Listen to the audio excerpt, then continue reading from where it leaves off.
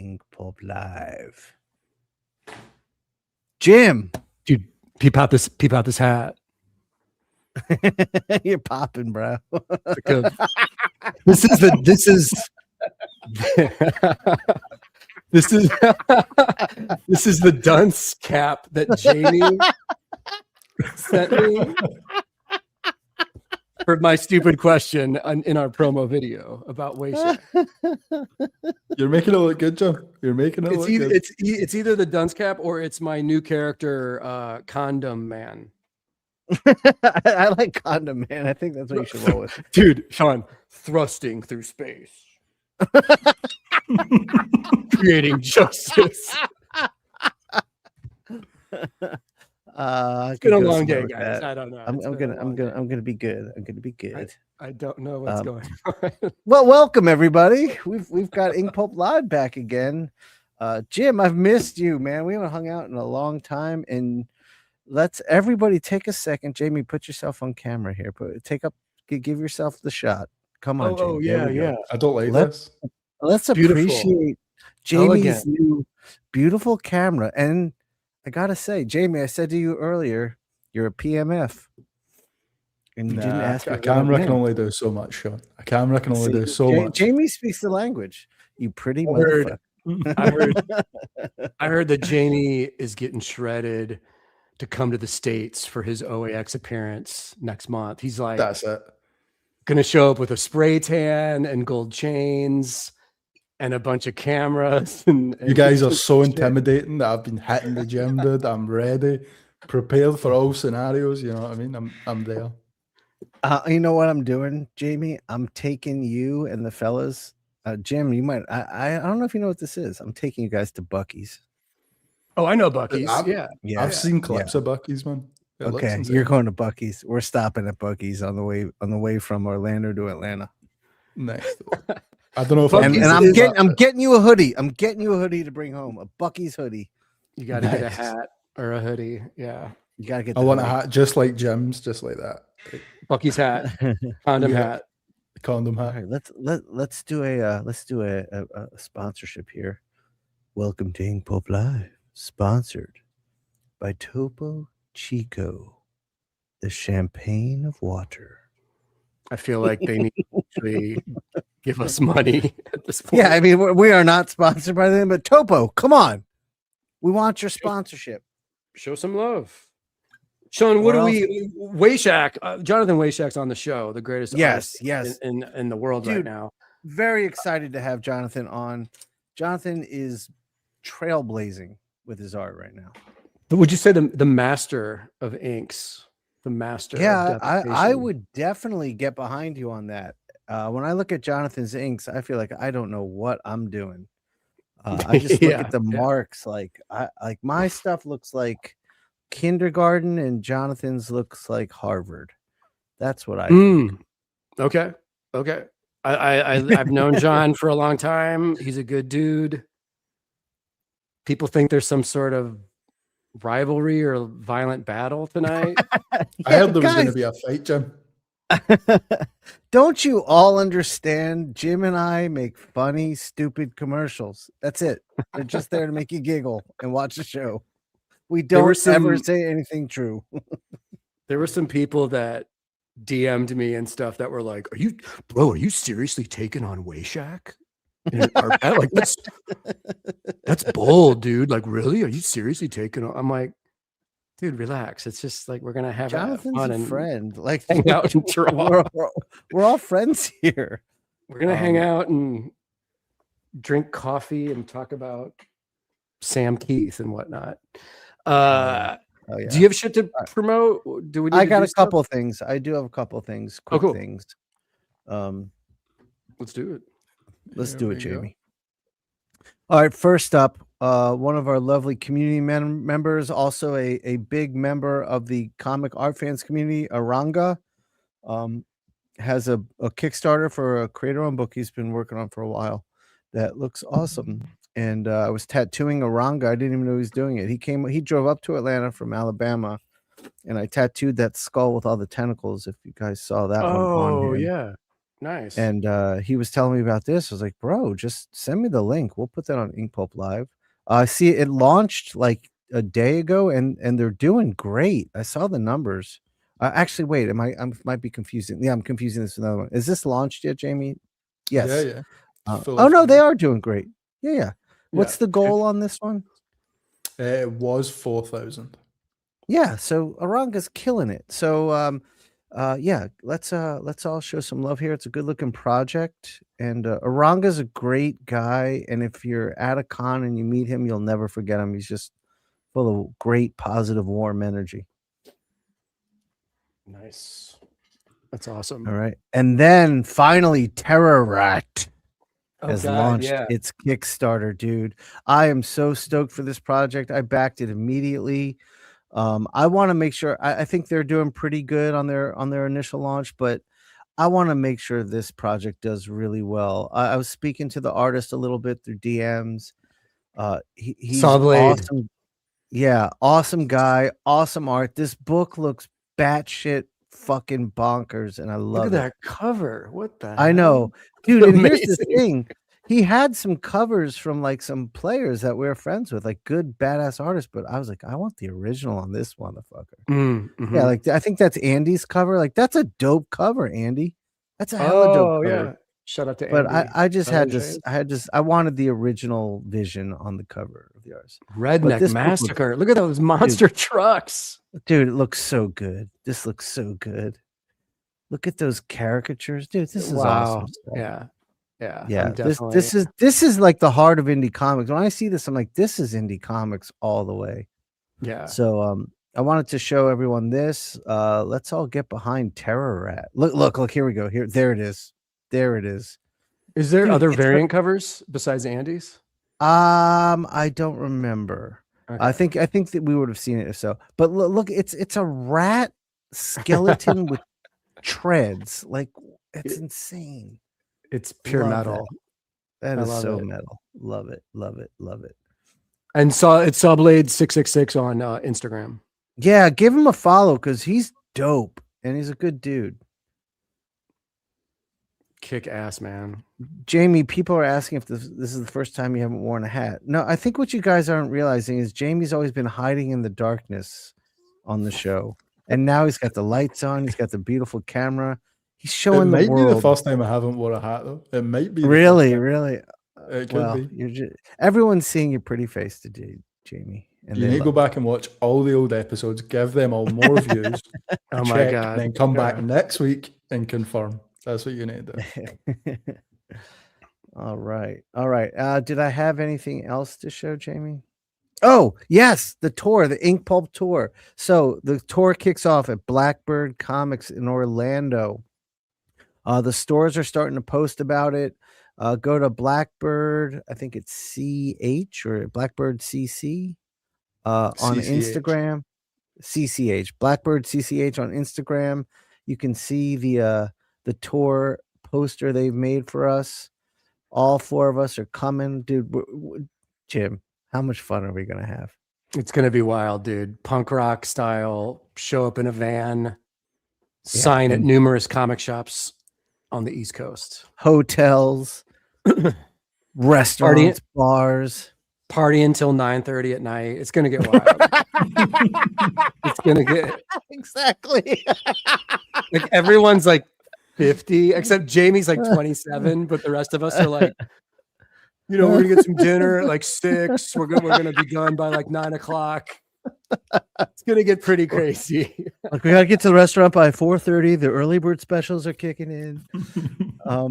Jamie, are you stoked? This is your first time coming to the States, right? I'm hyped. I'm excited. I'm ready for it. I'm ready for the Jamie, let me just ask you. All right, let's rewind the clock in your brain 5 years. Someone says to you, no, you can do it. You were in diapers, but you can do it. That's a big ask, Shawn. I don't remember it yesterday, right. But let's try. Listen. Someone says to you, hey, you're going to be on the road making a documentary with Matteo Scalera, Jim Mahfood, Eric Canetti, and Sean Crystal. What does young Jamie think of that? He's pretty terrified, Shawn, but older Jamie's ready to do it. Older Jamie's ready to do it. Younger Jamie's terrified, but I'm not that guy anymore. Awesome. I love it. I love it. We're gonna have so much fun. I'm excited. Jamie, we're all excited to meet you finally. We've been working together for a few years now. This is gonna be the True. shit. All right, and then here's the Maybe- Third Eye Comics poster. They're doing it up too. We're going to be in Annapolis, Maryland at Third Eye Comics. We are also going to be, posters aren't up yet, but we're going to be at Heroes Aren't Hard to Find in Charlotte, North Carolina, Yes. and Forbidden Planet in New York City. Dude, that's gonna be the shit. We're ending at Forbidden Planet, right? Yes. Yep. Yeah. I like that. Dino's going to come out. Marty's going to come out. And actually, you know who's going to be in New York? Just happened to be there when we're there. Who's Our that? good friend Rod Reese. Oh shit! What? Okay. Superstar artist Rod Reese will be there. Yeah, Let's he get- messaged me yesterday. He's like, "When are you guys going to be there?" I was like, "Oh shit!" Get weird with it. It's gonna be awesome. Okay. And is that everything I had in the document, Jamie? I think so, right? That's everything for you, Shawn. We Beautiful, still have beautiful. this. Hell, Guys, this is coming to an end. It's been a lovely ride, a beautiful ride. The late pledge is ending. Probably shut it down on February 1st. So you have the next couple days. Get the Wayshack variant cover. Get the Mike Del Mondo variant. Oh, Get the. Can you scroll down, Jamie, to that beautiful Wayshack? I can't wait to get my Gangsta Boogie patch. Get your patch. Get your book. We're fulfilling in late April, early May-ish. There's that Del Mondo cover. There's that Dude, crazy Jimmy, ass you got Wayshack. the most. Oh my god, dude, that John. Look, Mike Del Mondo, I will give props to, is probably the best comics artist, cover artist of our generation. But Wayshack came in and taught some school right here. Like this is insane. That original art is mine. Keep your grubby hands off my Wayshack art, you people out there that are trying to go after Wayshack to get that piece. Yeah, That's mine, motherfuckers. I feel awful about the art I've done for your books that you have. I got to do something better. I keep No, doing dude. like little like one-offs, but this is beautiful. This is a masterpiece. That piece is crazy, man. So, yeah, this is coming to an end, and it's been a beautiful ride. Thank you for the support. There's a Scotty Young, and and Scotty too. Scotty rocked that one. love it. Dude, So, that's like yeah. Jack Skellington level awesome. One final pimpage of the campaign, and that's all I got, man.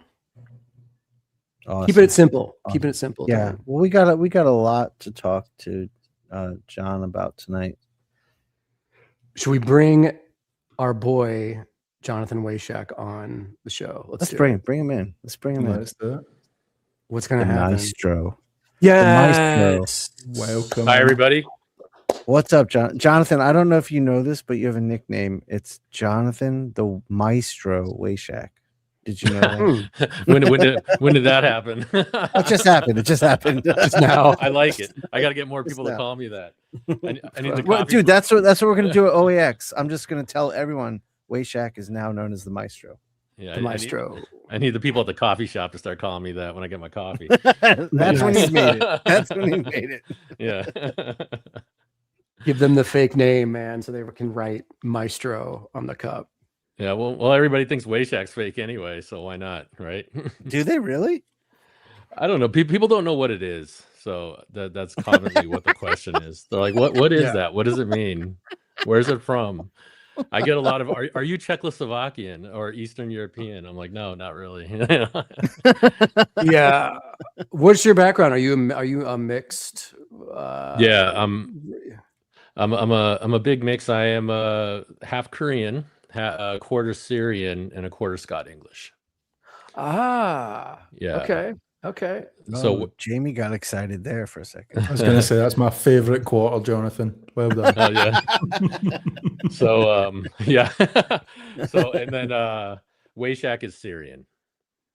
Okay, Okay. dude, I didn't. Yeah. That makes sense. I didn't realize that. That's why we get along. Okay.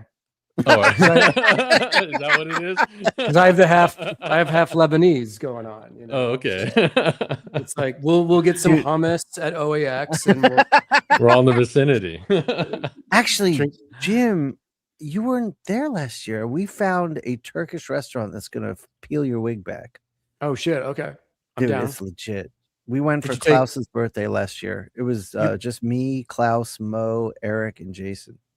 Okay. I was gonna say, did you take West Coast Dave there? Because the coffee. No, we were doing the breakfast crew. Dave and I were breakfast crew. We went Cuban coffees one day at the Cuban spot, and then he took me to like a bougie coffee spot the next day. Oh, nice. Oh man, I don't even So leave look, that hotel. Oh, dude, I got to get out. I can't stay in a hotel. But I want to go back to that Cuban place. Dave, you heard it here. That Cuban place we're hitting a lot. Oh yeah. It was a delicious egg and cheese on Cuban bread and a nice cortadito. It was perfect. Oh shit. That's awesome, man. It was perfect. John, what's up? Do you guys want to hang out and draw tonight? Do you want to have I'm switching my camera. Do you want to have a drawing battle, a very casual drawing battle? Let's have a casual, friendly sparring. How about that? I'm not the battling type. I'm not either. Friendly sparring. Yeah. Let's dance. Let's just have a dance party. That's what we're gonna do. All right. I'm getting my shit all set up here. All right. I'm working on this is a commission for OAX, a painting of Electro. Dude, that's gonna be awesome. Speaking of OAX, shout out Kasha in the chat. Oh, what up, Kasra? My brother. What up, dude? Jim, your mic just switched over to your earbuds, I think. Oh damn, I got up to adjust my lighting. You fucked it up. You fucked it up. Kimmy, can I get the camera real quick? I just want to make sure. Okay, cool. Yeah. Okay, you can go back to the group shot or whatever.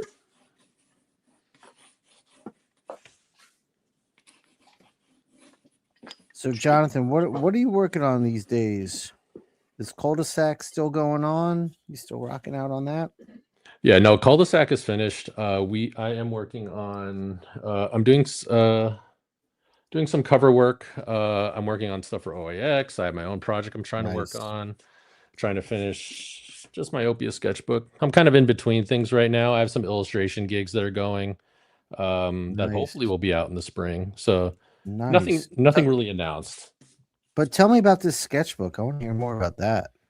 Oh, I should have brought that out. Well, so my Opia sketchbook is a sketchbook I bring around to shows, and it's just a free form kind of thing that I do that it's just for fun. And what I'm happy about is it's the most popular thing that I bring to shows. And that just makes me appreciate everybody that follows my work all the much more, you know. So it's what people want me to do. So I need to spend more time on that. That's my big goal for this year. It's interesting in that I remember when I did Violator, when Violator came out, I was just like, oh man, Violator's going to be like this, you know, people are going to pay attention to that, blah, blah. But when people came to my table, they were actually more interested in the sketchbook, which did they know it from your social media? Is that where they knew about it from? Yeah, I guess so. Is it nearby? Do you have it nearby? Yeah, let me go get that. Hang on. It's funny you say this because I'm actually finding like I have a sketchbook that I use just for designing my tattoos in, and it's like my favorite place to go and draw because it's just so free. Like there's nothing behind it. It's just fun tattoo designs, all graphite. Well, yeah, I mean it's not really a sketchbook. To call it a sketchbook's kind of a lie. It's really much. It's very much dude, hell yeah.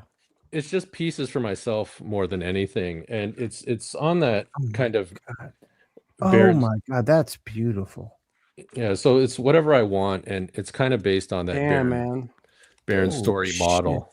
And whatever I put down goes. So sometimes they're not good, but I still publish them anyway.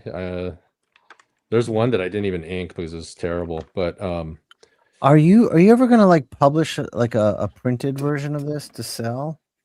Yeah, so I print it out in magazines. I do like every time I do about 30 pages, I print out a book. So I got one more to do, and then I'll eventually collect it all as well. Sweet. These are beautiful. Wow. This is incredible. Insanity, man. Oh my god, Jonathan, you're so amazing. You are so amazing. So it's just more of my own thing. It made me realize, I guess I don't know, because like I said, it's not really a sketchbook. It's almost like a vanity project in a weird way, like those weird Yeah. vanity movies, you know. It's like improv. Oh my god, I love that piece. That's wild. Unbelievable, dude. I love Thanks.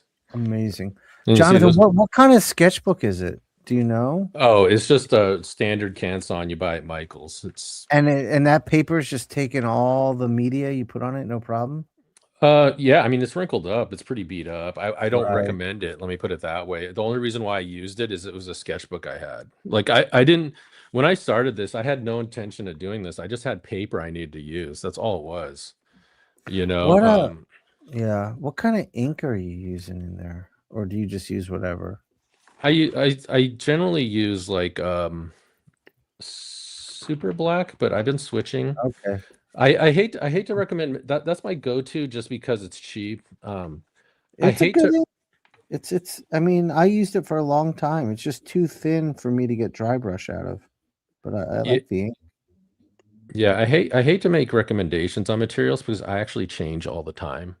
So like the pen I'm using tonight is not the pen I've been using all week, you know, and Right. I've been drawing in brush mostly this week, which has been frustrating in itself. But you know, anyway, it's interesting to look at these really old ones actually. But So this man, book's almost done. when are you making this work in between projects, or like when do you have a specific time you work in your sketchbook? No, I've been trying to make that happen. Like I'm trying to do it like once a week, but I haven't been able to just because my schedule constantly kind of goes out of control lately.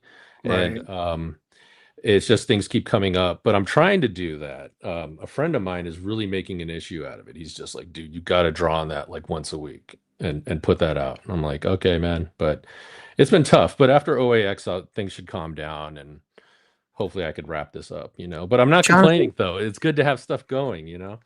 Oh It's yeah. amazing. Can you hold one of these pieces up close to the camera so people can see all the hatch work in detail? We're getting some questions about that. Sure. I mean, this is my favorite part where you guys are about to see. Look at that, dude. See, super black gives that nice little sheen to it, you know. Yeah, totally. And And I will this most go ahead. Oh, I was going to say just real quick. I will say super black is the most durable ink I've ever used. That's why I keep going back to it. Mm-hmm. Gotcha. So man, are you having a blast making this shit or what? Because you made a comment before we started recording about your feelings of making art, or I don't want to put words in your mouth, but to me, looking at this work, it looks like you are so free. You get to do just whatever you want. You're a pure stylist. You're a madman. You're a technical master. You're living in the Wayshack universe. You're cruising through in an armored spaceship with spikes on it. You're doing whatever you want. You're a man and an artist in control. Like, are you have to be loving what you're doing. No, it's torturous. Okay. So that sounds really horrible. So I should probably elaborate. It's, you know, it's just, I like doing my work, but I don't find the process is what I find the most enjoyable, or not enjoyable. The process is the most interesting part to me. The pieces themselves are just an end product. The journey getting there is what interests me about all that. But that said, the journey is not fun because there's a lot of anxiety to it. And not anxiety, that's the wrong word. I'm not stressing out over these pieces, but I actually don't know where I'm going. And even when it comes to like illustration stuff, things like that, I don't know where I'm going. So because of that, there's stress, and then I turn things in and then I don't like it. I don't know how you guys are. All of my work faces the wall because I can't look at it. I can't deal with it, you know? And it's like years later I can come back to it, but I can't deal with it. You know what I mean? So it's just the lack of control. And also I'm trying to express myself too. When I'm doing my own work, it's very expressive, and I'm trying to like, you know, go, figure things out. I mean, kind of figure things out, but anyway, it's not fun. It's the Wallywood thing where it's like, he's like, would I do it again? He goes, no, you know? Wow. Yeah. That's surprising to hear, just because it just seems like all of this is created out of I pure know. I wish I had the ability to do. fun and joy. You know, it elicits that response from the viewer, at least, man. So you're doing, like, it's like candy for your eyes to look at this stuff, you know. So even if you're miserable, like the viewer isn't. Like, so you're doing a favor to the viewer because you're making some astonishing visuals. Yeah, I mean, don't get me wrong. That sounded like overly negative, and I'm probably not explaining this right. I am very passionate about the work. The work's very important to me, and it means a lot to me. It actually means the world to me. I've sacrificed everything to do this stuff. So that sounded really horrible, and I probably shouldn't have said that, and I probably explained it really wrong. But maybe someone could I get a kernel of understanding out of it. But I'm passionate about it, and this is what I do. I mean, what I get from it, what I get from hearing you is because I relate to the feeling you're saying. The uncertainty, the unknowing is a difficult place to be for an artist, except for Jim. I think Jim's one of the few artists I know where, Jim, you can just sit down not knowing what the hell you're going to do, and it pours out of you so I don't want to say effortlessly, so naturally is a better word. Okay. And I don't think you struggle in that zone of letting it flow. For me, it's a very difficult zone to be in, to not know where I'm going, to not have a plan, because I feel like I only, like, I'm gonna show you my poorest work because I didn't take the time to figure out what I want to do. And for me, that's a difficult place to be. So I don't know, Jonathan, does that sound at all like what you're dealing with? Kind of. I'm realizing the more and more that I talked, I think I said something dumb, because like the weird thing about it, it's like because it's like full of, it's like I guess it's contradictory at nature, because I do this work, but like people's opinion of it doesn't mean anything to me either. So right.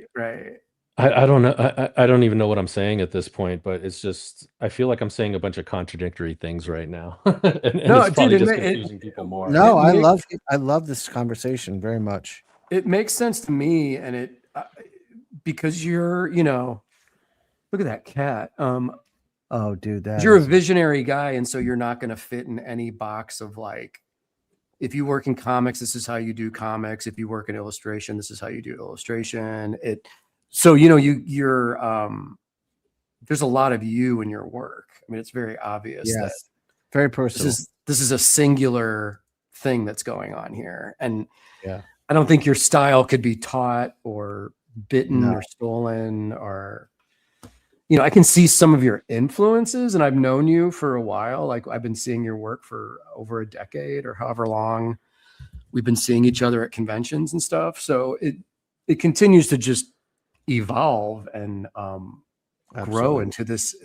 It's its own organism at this point. It's its own living thing. It's so crazy, man. It's awesome.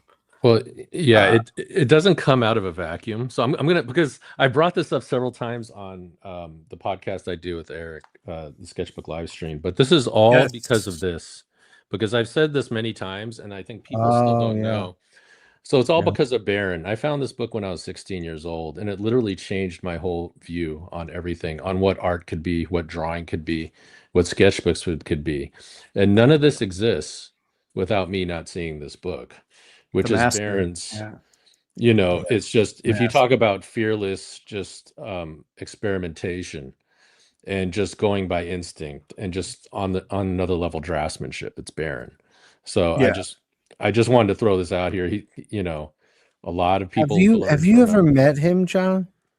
Yeah, I've met Barron several times. I've spoken at his class. Oh, wow. When I was like in my 21 or 22 or something, I was in San Francisco, and I actually saw Barron in Union Square, downtown San Francisco, and I just stopped him, like, "Hey, you're Barron," and he actually did one of the kindest things a teacher has ever done. He actually sat me down in this park. You know, I stopped him from going wherever he was going to go, and he gave me a lesson in composition.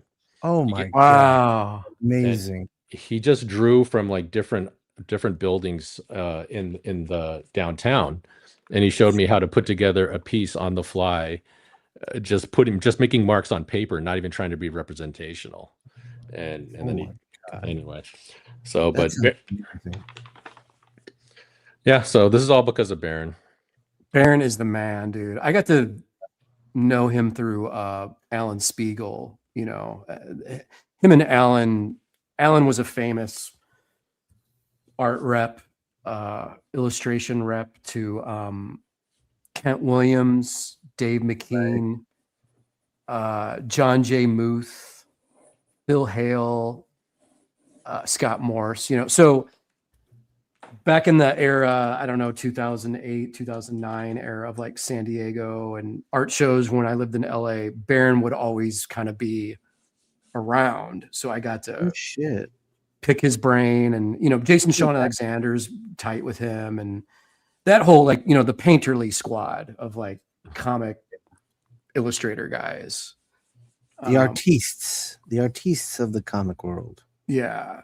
But Barron is one of the great American illustrators for sure. Yeah, he's insane. If you guys out there don't know his work, definitely do like a Google.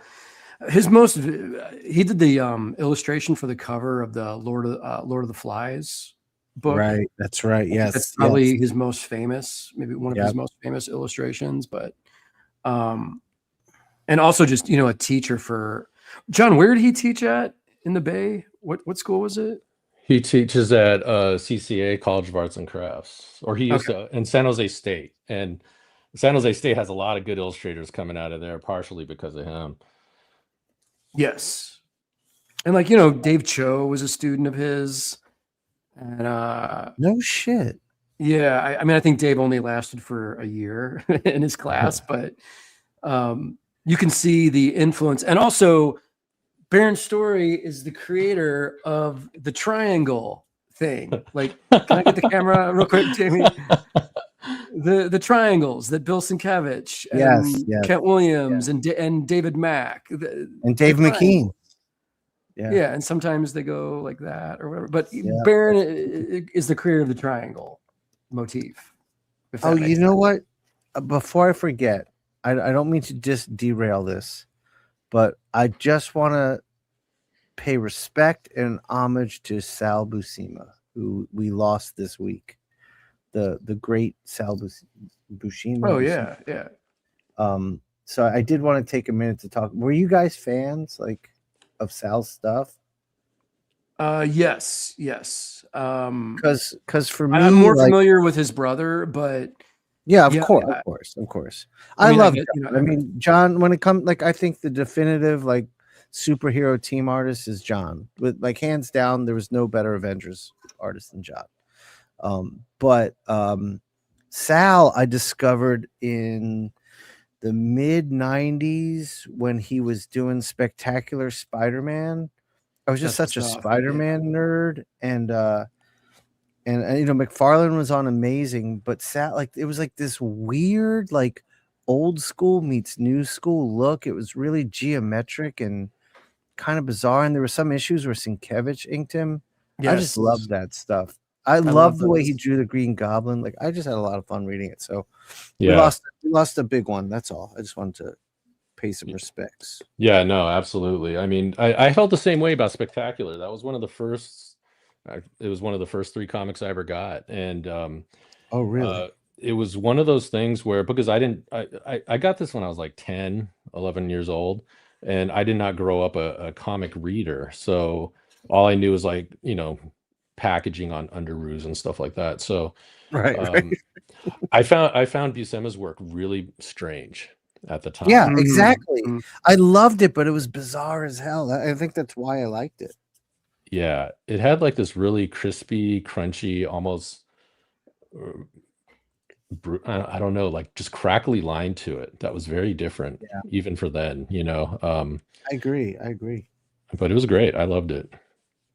Yeah, I think he did a couple Wolverine issues too that I think Sienkiewicz also inked. I've got those somewhere in my collection. Those are really great too. The two of them together made a really killer team. Yeah, they definitely did. But you could probably put Sienkiewicz on just about anyone, and it would be awesome. Yeah, I mean, Sienkiewicz is going to bring himself to whatever project he's working on, obviously. Yeah. Totally. But so, John, if you weren't buying comic books as a kid, then like, how did you were drawing as a kid though? I'm assuming. Yeah, I was drawing. I was very influenced by cartoons, and a lot of my playtime revolved around those cartoons. So it's the big one for me was actually Star Blazers is what it was called in the Oh yeah, US. yeah. Yeah. It's still one of my favorites. I still watch it today. It's actually pretty brilliant, you know. So I'm a big fan of that, and that's kind of initially where a lot of this came from, watching Saturday morning cartoons. The comic thing was just like my dad bought me some comics because my dad doesn't like comics either, and he just bought me some comics as as like, oh, it's a birthday present. I'll buy a couple of comics, they're $1, and then it turned into this whole thing, you know. Oh, right. That's cool. Yeah. So What are you drawing with, John? I'm drawing with some cheap $3 brush I got from Hobby Lobby yesterday, and Oh, nice. it surprisingly works fairly well. Dude, I love that you can just pick up a new tool and just roll. Such a creature of habit myself. I well, you know, Robert Williams had an interview once, and he said something along the lines of like he likes the idea that he can draw from anything he could buy at a grocery store. So I always like to keep that in mind. Yeah, that's awesome. I love Robert Williams. He's such a hero of mine. Yeah, his work's awesome, man. Dude, so I was in undergrad, and I was really like, I had street art influence in me, I had comics influence in me, cartoon influence in me, and I was doing these illustrations that were just really surrealist, bizarre looking things with cartoon characters. And my art teacher pulled me aside and said, I just saw a show at the Maryland College Institute of Art that I think you'd like. And like you were saying, when you discovered that sketchbook, it changed your life. I went there. It was called Custom Culture. It was a show of Robert Williams, Ed Roth, and Von Dutch. Nice. And it was, it rocked me harder than any gallery exhibit I've ever seen in my life. It changed everything. But there was some beautiful, they even had like hot rods that they built in the gallery. Like it was crazy. It was an amazing show. That's the shit. That's great, man. Yeah, that was life changing. Yeah, I haven't seen his work for a while. What? Actually, right here, right next to me, Jamie, let me get the camera. I'll show you. Right next to me just happens to be the book I got at that art exhibit. Oh, nice. Dude, and look at, so this is the stuff that was in there. Like, look at this bizarro shit. You know, this is all the Von Dutch stuff. Look at this fucking pin he made. Yeah. Of the eyeball with the wings. Oh yeah. Dude, like they had pieces of this car in the exhibit. Like the door here was in there with the painting on it. Robert Williams was there. All this stuff. But like seeing this stuff melted my brain. Oh yeah. And then the paintings, the Robert Williams paintings. Oh, they had all these like Ed Roth like posters, like toy design boxes. When we got, they had Radfink, of course. But when we got to this painting I saw in person, this thing is massive. And the colors in the book are awful. This is so colorful. But this bizarro piece of work, man. I lost my mind at this show. Like all these Robert, like this. Dude, I love that painting. Dude, this is a huge oil painting, 30 by 36 inches. I was just like, what am I seeing? Look at this one. Look at the perspective on this fucking race. Yeah. Yeah. That is fucking wild, man. But yeah, that changed my life, seeing that one. Those are sweet, man. Those are complex pieces. You don't see a lot of that kind of hot rod art anymore. No, you don't. In fact, let me pull out this too, because I that sent me down a rabbit hole, and I got this Robert Williams book with a bunch of black and white art he did. Yeah, his comics were cool too. Dude, yeah, like this This was his like it's called Art Boy Society. It was like his little logo of his crew. Dude, look at this stuff. Because he's in the original Zap So, look at comics the as ink well. work. Yeah, exactly. That's what this is from. Look at this line work, like him and Rick Griffin and all those cats. Dude, these gray paper, like chromed out drawings are so sick. That's cool. All I of like that whole this- era. Yeah, Yeah, for sure. this is just him having fun. Like, look at this dead wood. Like, that's awesome drawing. Just again, so good, so good. Nice. John, were you a metal head kid when you were young? Yeah, I was into all that kind of stuff. Okay. Yeah.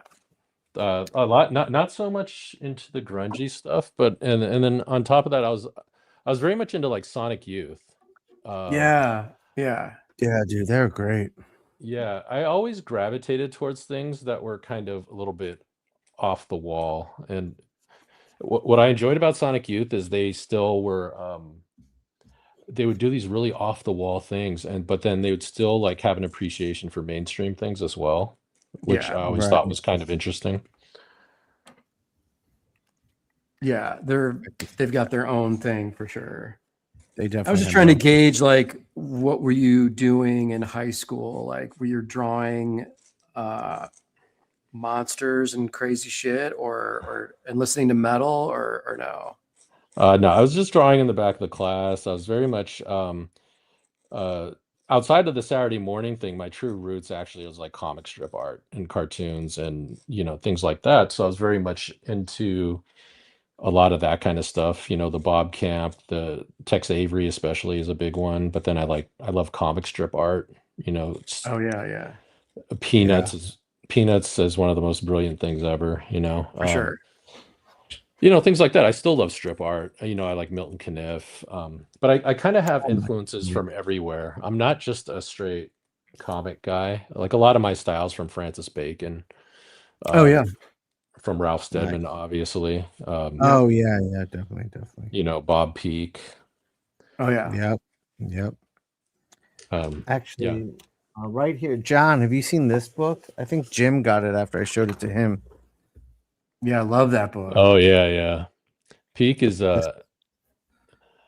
dude, these drawings are fucking incredible.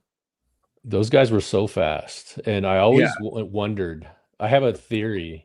I think a lot of the style derives from they're just trying to hit deadlines, but I don't have confirmation. I think you're right. I think you're definitely right about that. I think, yeah, because I mean, Peak was like a really active full-time illustrator, probably juggling multiple projects at once, commercial clients, and I'm assuming he made a really good living. He had a super prolific career. Yeah, I mean, he was the movie guy. Yeah, I heard he did really well, and I heard he had like limos picking him up and stuff like that. He did the Apocalypse Now poster, right? Yeah. And I mean, huge influence on Sienkiewicz, obviously. Oh yeah, and Mark English. Dude, yeah, Tommy Lee. I mean, our buddy Tommy was definitely a huge influence on Tommy. Oh, for sure. Yeah. John, what's the connection to Sam Keith we were talking about before the show? So Scotty was telling me you had, what was the blog called? You guys had like Chicken Gristle or Chicken Man or something? What was it called? It's called When the Chickens Revolt, and it's a project. Yes. That came from, again. So I'm a sketchbook guy, obviously, and for a very long time, especially when I was younger, I felt like the real art was the sketchbook. I felt like, in a lot of ways, that's the true representation of you as an artist. Dude, that's even totally more so how I feel. That's totally how I feel. Cool. Yeah. So that's kind of like a thought process I had, and Sam is way into sketchbooks as well. So I don't remember whose idea it was, but we were just going to riff off of each other. He sketches a page, no linear narrative, not really any dialogue. I added some dialogue at some point, and it was just Sam would do a page and I'd do a page, and I'd do 2 pages and Sam would do 2 pages, and it made no sense, but it was just this mess that we really enjoyed, and we put them online. We were intending to publish it. I think there's 60 pages, I think. Oh And shit. Sam is actually done, but I am not. I'm the holdup on that project, and it's been years and years now. And even Chicken's Revolt, I have a vague memory of muttering that falling asleep. I don't know if that's even where it's from, but I think that's where it's from. Okay.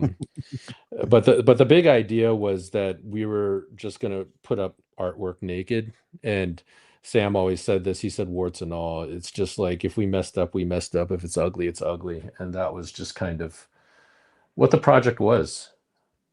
And Got it. Okay. yeah, That's cool, man. Is that pretty freeing, John, to just put that on yourself? Like, if it's ugly, it's ugly. If it's mess, if it sucks, it sucks. Like, I'd imagine that allows you to just open up, takes all the pressure off. yeah, it allows you to be free, so you don't have to worry about. I mean, if you're not concerned about what people think, you're pretty free. You don't have, you can do whatever you want. If you like, Right. you're just like, I don't care what anybody thinks of this piece. You know, I don't care about this. I don't care about that. You're pretty free, and nothing matters to you. And then you can just do what you want. And I kind of want the pieces to talk to me, even my illustration stuff, believe it or not. I try to let them, for good or bad, take me where they want to go, Mhm. and then so they can kind of just live as their own thing. So anyway, that allows me to be free as well. Nice. I like it. Now, John, can I use the name Chicken Gristle as a my own project? Can I use that name? Throbbing trick was it throbbing chicken gristle? How about that? Yeah. Throbbing Love it. throbbing poultry meat is the name of my next. I can get that sketchbook out if you guys would like to see. It's Oh, yeah, for we'd sure. Oh love my to see God. it. Yeah, Yeah, I'll be right back. Yeah, most definitely. Inkpulp Live exclusive, people. Inkpulp Live exclusive. So we had Eric Thank you. Talbot on the show. John does a live stream with Eric. Yes. Eric's in the chat, by the way. Quick shout out. Yeah, to Eric, Eric. Eric in the chat. We're gonna get Eric back on too. I've talked to him about it. Jim and I have talked about it. We just Eric's need to coming sit down. back. But I was going to say, so Eric blew everybody's minds when he came on and showed off his Yeah. sketchbook. Totally. John's here now showing off his sketchbook. So there's something about these guys and their sketchbooks. There's something in the water. Dude, I'll show you. Actually, oh, here we go. Oh, dude, Okay, so who did when the cover? Which one of you did that? I did this, but it's Sam's character. Right. Oh. The idea behind it was Sam has these brown paper sketchbooks. So basically, I have one sketchbook and he has one sketchbook, and we just work off of those, and we don't speak to each other. We just work on them. Oh, I see. Nice. Oh yeah, that's right. It's this way. Oh my god, dude. And then actually, this started off of a painting Sam did. Whoa. Sweet. Oh my god, this is fucking amazing. Yeah, John, so how did you guys meet? Like, how did this? Oh my start? god, dude. it has more dialogue than I remember. But anyway, so Alex Pardee introduced us. Alex was friends with Sam. Yeah. Shout out to Dude. Alex. Yeah, I mean, you're just name dropping giant after giant in the art world. So, That's well, amazing. me and Alex started at the same time. So, and we were actually introduced to each other by Dave Cho, funny enough. Yeah. But anyway, so yeah, so Alex was up here. He's hanging with Sam. He put us in, and then Sam would come around every once in a while. So Sam just liked my work, and we just started talking. This painting is actually, I forgot, this is the genesis of this whole thing, because it's something that Sam penciled and I painted over in oils and mixed media. The painting's like, I don't know, 18 by 24 or bigger than that. Nice. Shit. But yeah, it's just nonsense. Like, you know, if you want me to describe it, I can't. Dude, you know. what? That ass? That's amazing. Amazing. That ass. Oh my god. Wow, man. This is incredible. Fantastic. And then Sam's pages are great too. I guess I gave a page to Sam to do. But anyway, yeah, I definitely want to publish this. It's on me to finish it. So I guess I should probably do it at some point. But Yeah, I mean, I was gonna say, man, this whole thing should just be in print. Obviously, it's incredible. yeah, but it's hard to, it's a product of its time. It's hard to tap back into these kind of things, I would think, So this was done when? How long ago? I want to say 2012, 2013, something like that. That's gnarly, dude. That's incredible. That's amazing. Yeah, this is all my Tex Avery influence. And Yeah. I see some Big Daddy Roth in there. Some Yeah, definitely see that. yeah. So anyway, this is where it ended up. I don't remember. I guess I got like really kind of comic-y in the end. Sam never did. Yeah, you're doing like full blown like narrative Yeah. pieces in this. You're really going for it. This is amazing. Yeah, but anyway, Sam's pages are incredible. I don't have any of them on hand, but yeah, I really should finish that, and we really should try and put that out, I think. So Yeah, you definitely should. Definitely. There's something going on with all you Sacramento guys, man. Like Sacramento has its own crazy scene of talent between it's you, Tim Vigil, Kelly Jones, Sam Keith is Bay Area, right? No, Sam's up here. I'm from the Bay Area. I moved up here a few years ago, but Sam's from Sacramento. Okay. What's up with my boy Tim Vigil? How's Tim Vigil doing? Tim's doing all right. I have coffee with Tim like I don't know, a couple times a year. He's a good dude. We meet up at local coffee shop, and it's funny. It's usually in the morning. So like we always like show each other our artwork, and there's like soccer moms there, and I'm looking at what Tim's doing. You know what I mean? Love it. That's awesome. But They're like, oh my God. Yeah. But Tim's work is great, man. I mean, I love his work. He's drawing all the time. Like even when we're just hanging out, he's drawing. And I wish I had that kind of work ethic, It doesn't surprise me about him. It just seems like his work is so labor intensive. It just seems like if you don't just sit down and casually do what he does, that's like you got to be really invested in that level of work and detail, Yeah. It's interesting. He always has comics going on. He's always working on something, and it's admirable, to always just be on a project, Yeah. That's how I want to be and try to be. I had a little bit of a break in the Christmas time for the first time in years, and after a couple of weeks I was over it. Wait, what's that word you just said? A break? I guess you don't know that, huh? Yeah, no, I'm not familiar with this word. You're speaking some strange language. Yeah, man. It's good to stay busy though. I mean, I don't know. This is all I do. Like, I don't really know what else I would do with my time or Facts. I would just get in trouble, or Don't you guys have hobbies? You guys have hobbies?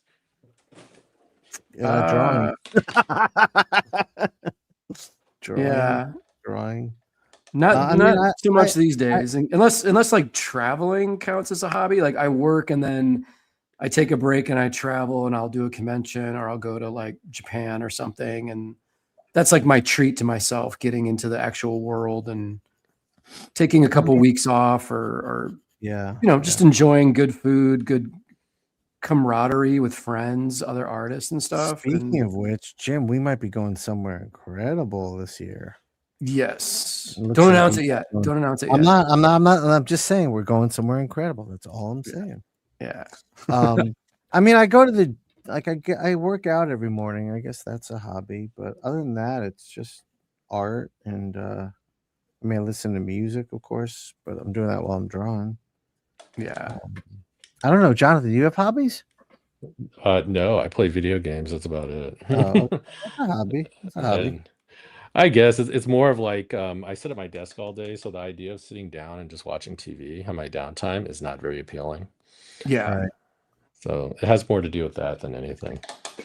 Yeah. Yeah, man. When I go out, I have to stand up. Like I have to. Yeah.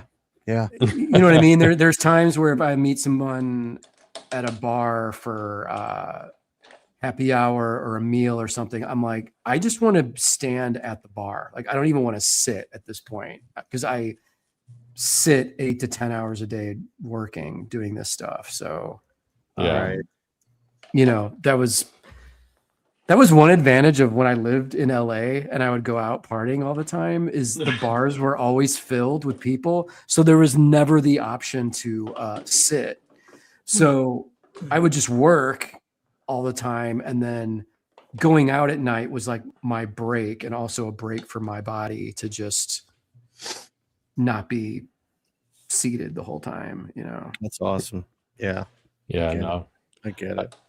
I get you on that one. I mean, yesterday I was standing up eating lunch at my mom's place. She's like, "Why don't you sit down?" I was like, "No, I'm all right. Yeah. I'll just stand here for a little while." That's something only, I guess, an artist would really understand. Like, Yeah. why aren't you sitting down? Like, trust me, it's fine that I'm not sitting. Yeah. I mean, everybody's got that standing desk thing now. I don't know if artists really do that. I don't but like that. I don't like that. Yeah, I can't stand and draw. Yeah. You know, I got one of those and I tried it for drawing and it was worse, way worse on my neck. Yeah, that was in Portland, right? Was that Portland? Yeah, Jim? man. Yeah. I like fucked myself up with that. Oh man.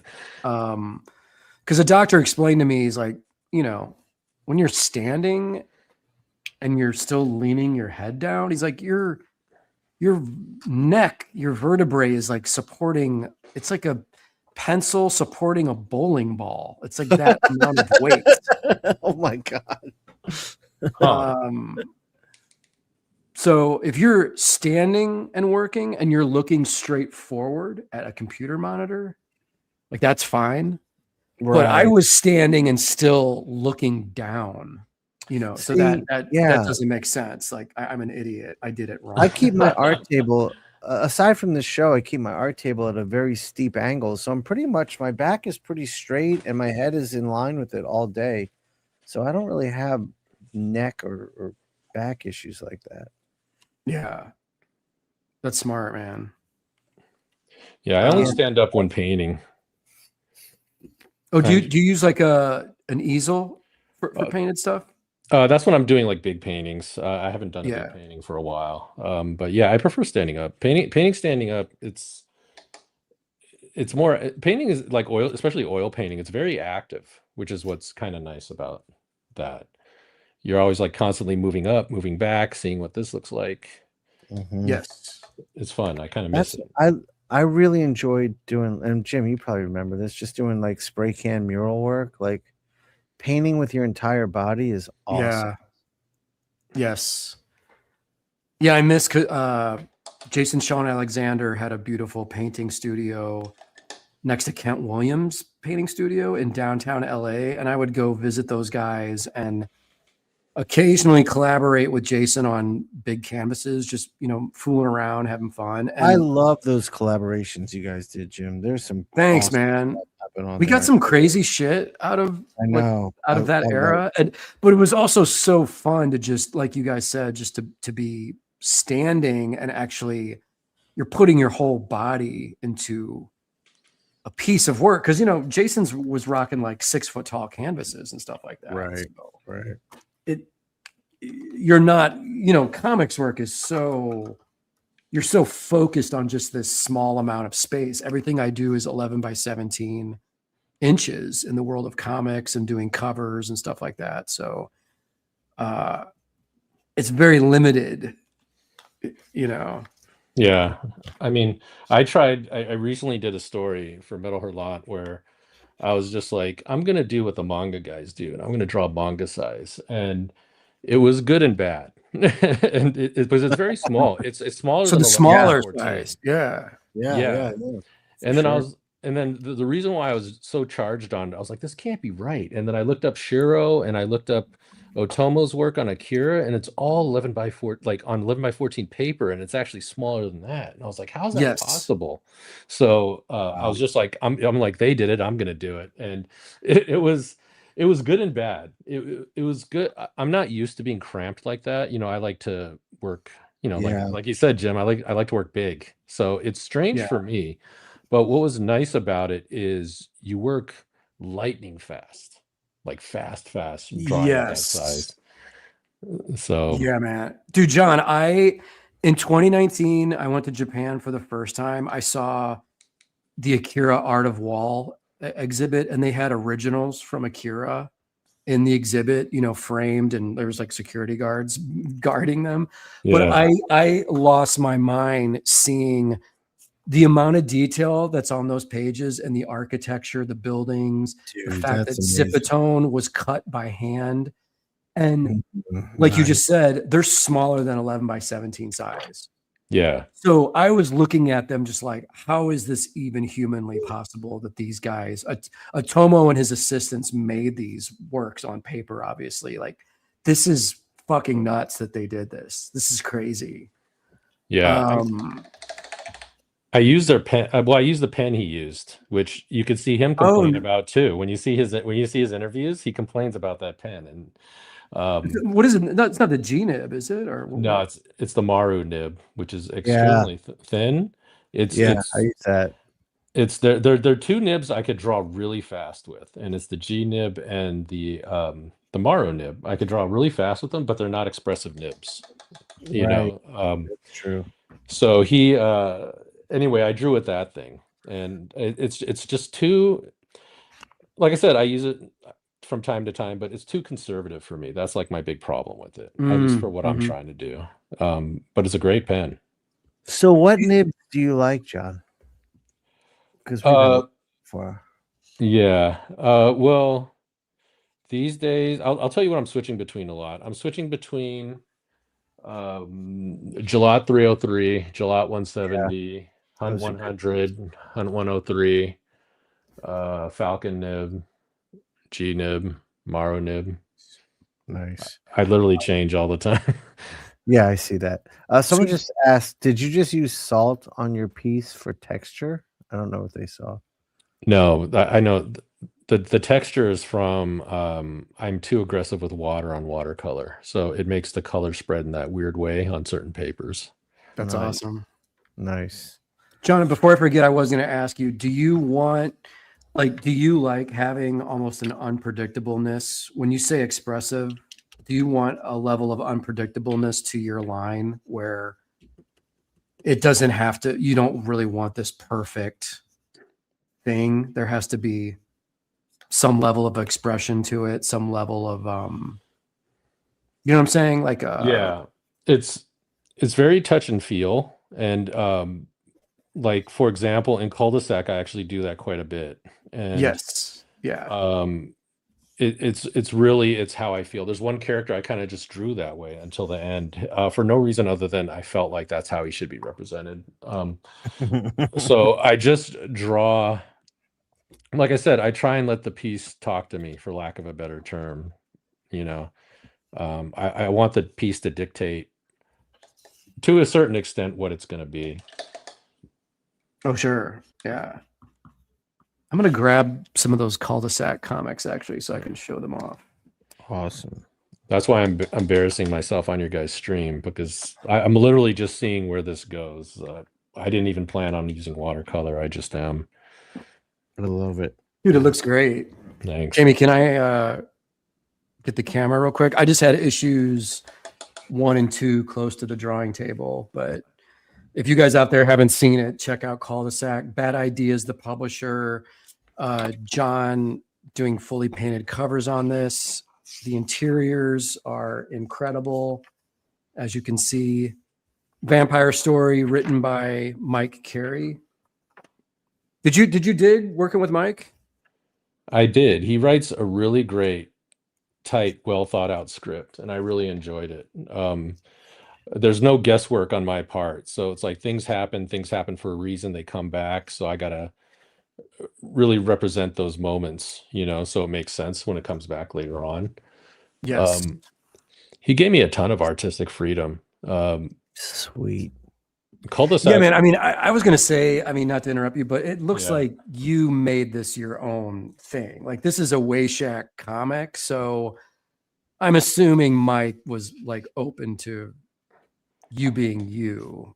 Yeah, I mean, where that kind of came from, funny enough, was we had David Barron coloring it, and then there's a certain point where David was just like, just have John paint it, and then Yeah. I saw Dinesh, who's the publisher, at a show, and then Dinesh saw my sketchbook for the first time, and then I remember it because it was really like kind of strange. He goes, "Why are you holding back?" And I'm like, "What are you talking about, man?" And he goes, he's like, "The sketchbook." He's like, "Why are you holding back on the pages?" And then I said, "Well, you want me to do this?" He's like, "Yeah, do this." And I go, Hell "I'm yeah. gonna," and I was like, "I'm gonna push it far." I'm like, "I'm gonna push." I'm like, "You want me to push it that far?" He's like, "Yeah, go ahead." I'm like, "All right." And I expected him to send it back.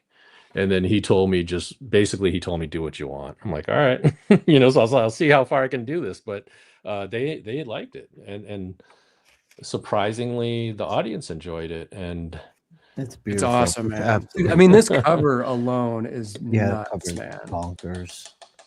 Thanks. Yeah, because John, so I was stoked because I got to do variant covers for this series. It was awesome drawing off your designs, like doing these characters off your designs. I felt like it was in my wheelhouse to do that. But the first stuff they sent me of yours from the book was just inks. So I didn't see any of this colored stuff until the book was actually published. I just Oh, really? because I think you did inks first, and then like you just said, then they came back and were like, why don't you just do paints on some of this stuff? Like, and as you guys can see, it's not like fully painted. But I love that there's this experimentation of like, this is a full color painting up here. Some of this is ink and has a little color wash in it. Again, it's just it's like you just being you. Yeah, the whole book was just an experiment in itself. It's just, let me try this, let me try this. If I want to fully paint something, I will.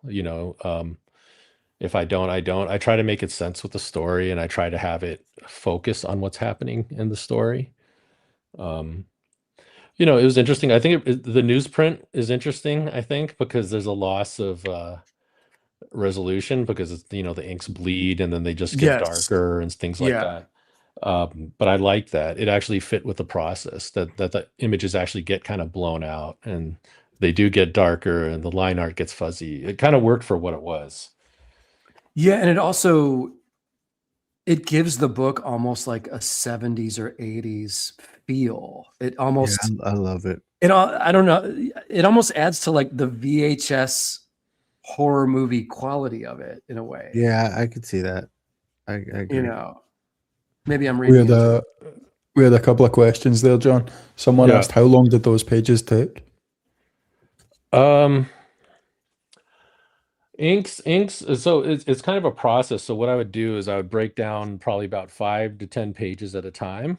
Usually that could happen in a day because I don't fully pencil. And then inks, try to do a day a page. If I'm really kind of like, if there's a lot of painting on it, it could be faster than that. And then the painting process could be quick depending on what needed to be done. So I kind of just worked on batches of things, but they weren't too crazy, because it's not a fully painted piece. I've done fully painted pages before, and that's a whole nother, amount of labor. Oh yeah. Oh, we got a super chat. Dave dropping the big coin. Thank you, Dave. Thank you, Dave. John's use Hell of yeah. color is so seamless, you never feel it's out of place as the reader. One of the best books in recent memory, and I say that as a reader and not a friend. That's a good Okay. compliment. That's a Thanks, good man. Hell yeah. We also had someone asking if those pages will be available at OAX. I haven't decided. I'll be honest. People have been asking. I haven't decided just yet. I kind of sell everything these days, but those I'm like somewhat attached to. Yeah, so I haven't thought. I haven't. Wait, decided. I gotta ask about this, Jonathan.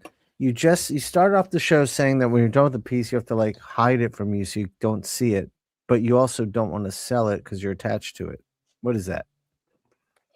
Because I always keep issue 1s, and then I'm like kind of, I don't know, sometimes I'm sentimental like that.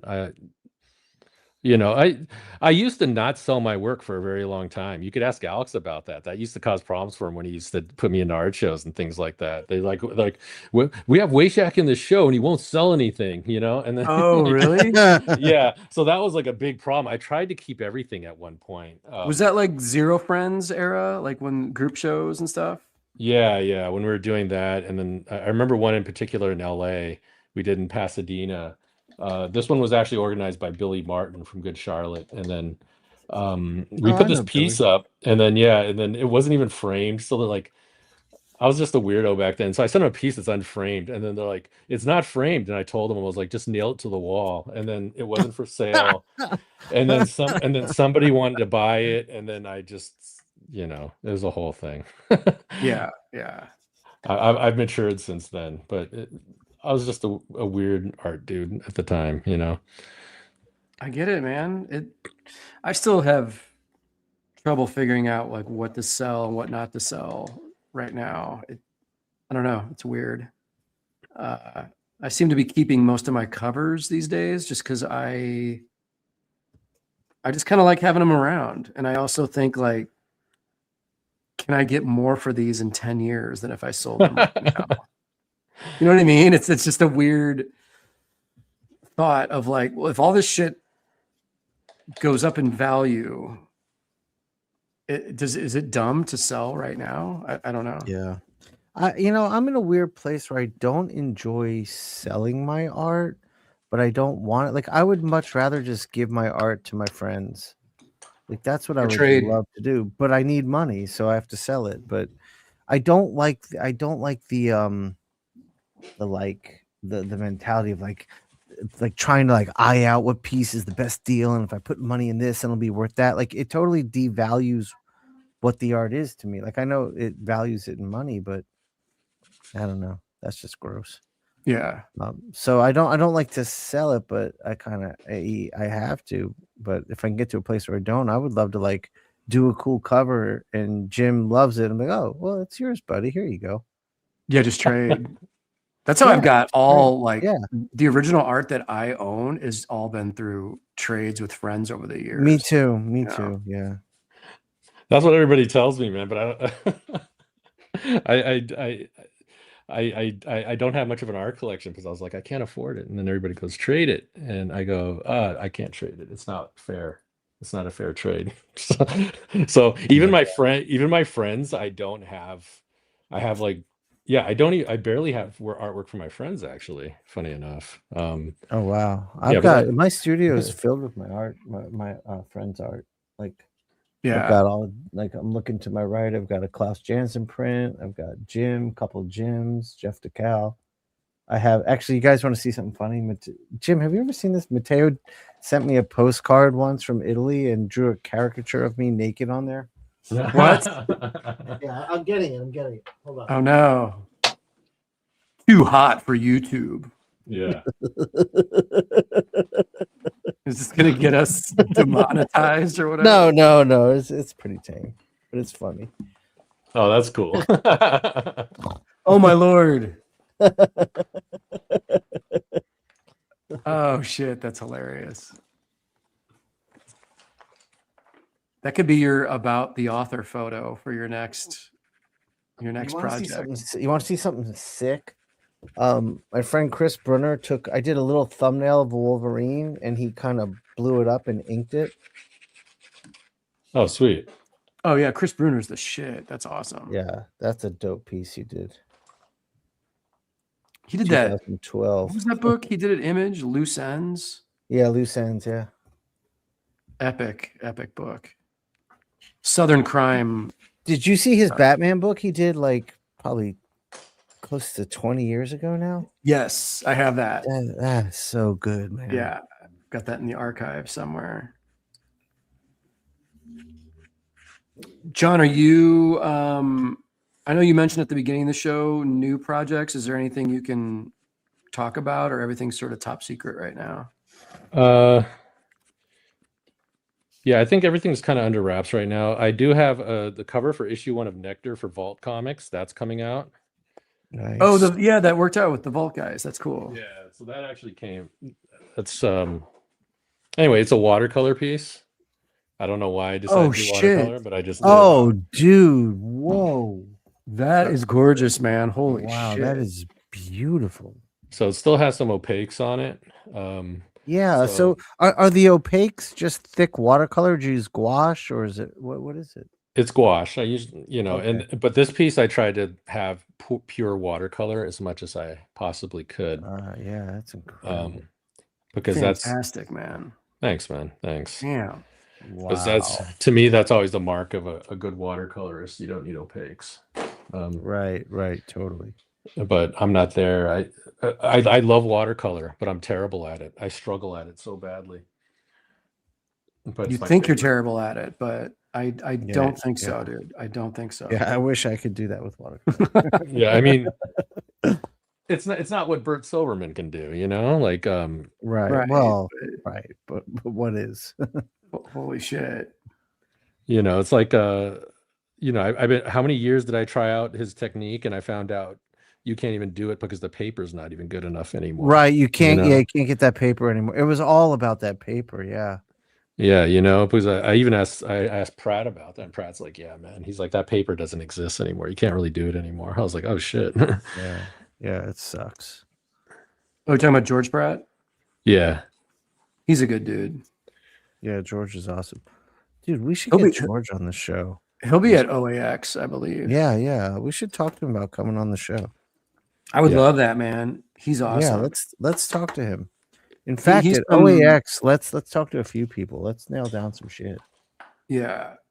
George Pratt's from that school of like the Alan Spiegel guys, like that school of the Williams, and he's homies with all those guys.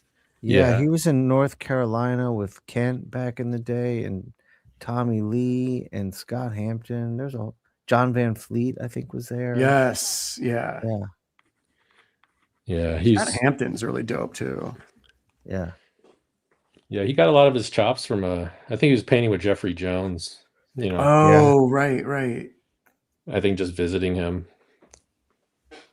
That's amazing. Jeffrey Jones is one of the greatest ever. Absolutely. Ever.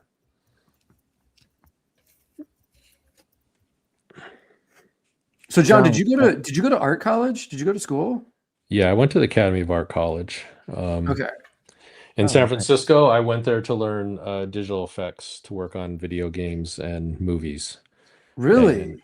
And the only reason why I went to that school, because I could, if there's a portfolio requirement, I couldn't get in because I just couldn't do that. But I had there's no portfolio requirement, and at the time they were the best equipped school digital school at the time in the country. So I had to go there. So I went there, and then I just ended up not enjoying the computer part of it, and I was just like drawing all the time.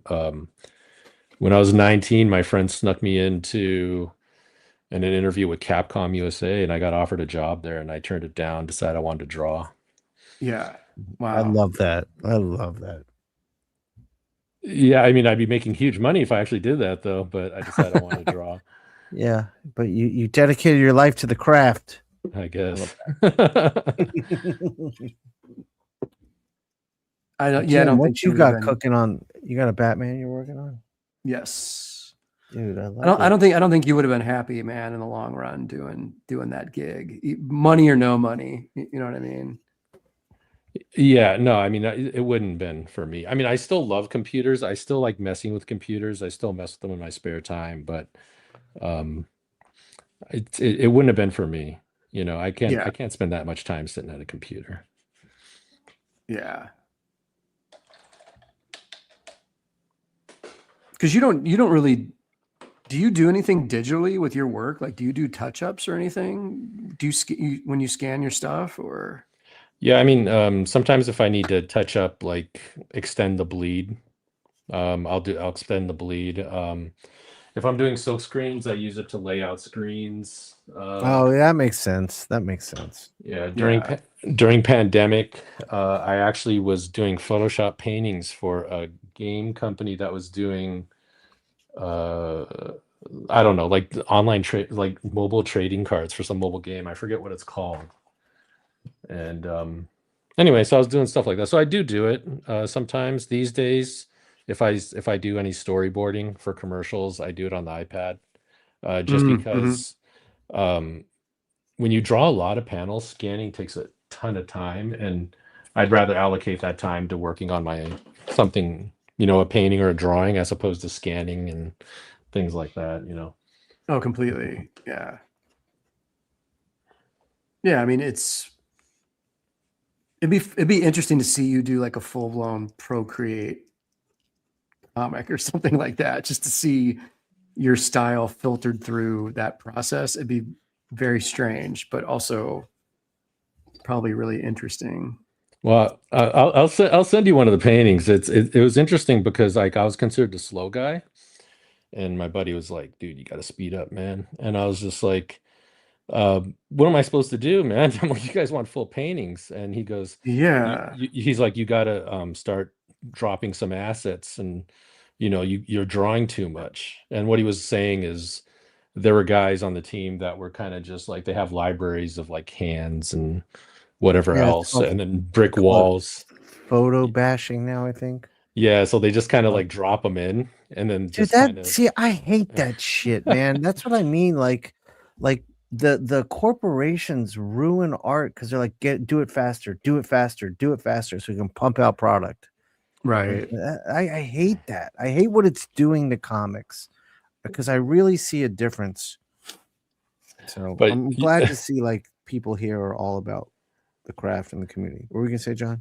Well, I was gonna say what's funny about your statement is that I talked to a buddy of mine. I'm like, "Dude, what's up with that, man?" And he actually told me, he's like, "Listen, motherfucker," he's like, "I'm trying to get out of here at 5 o'clock, man. So I'm gonna do whatever it takes to get out of here." I'm like, "All right, dude." Right. Yeah. See, I hate when art becomes a product like that. He's trying to go home. Yeah. Well, I don't know. Wow. I'm sitting here all night. I don't know. Yeah. I mean, I love that. But yeah. What any conventions for you besides OAX? OAX, I got Chicago, I got Emerald City. Are you going to C2E2, John? Yeah. Oh, I'll be there. Me and So- Mateo are going. Cool. So I'll be at that show. That's a great show. I just like hanging out in Chicago. Yeah. Chicago's awesome. Yeah, I like it too. I like going. Yeah, I never get to hang around anywhere I go, though. That's the only thing. As far as like the city you're visiting, you mean? Yeah, I'm always kind of like getting it. I'm always kind of like getting in and getting out. Yeah. Yeah, Chicago's a city, like if you can spend a couple days extra, Yeah, definitely. that's a dope spot to hang out in. We always do that in New York. We always kick it an extra day or two in New York. Jim, me, and Mateo. I love that time we get. That's good stuff. Yeah, it's almost like you need a break from the experience you just had of doing the show. Totally.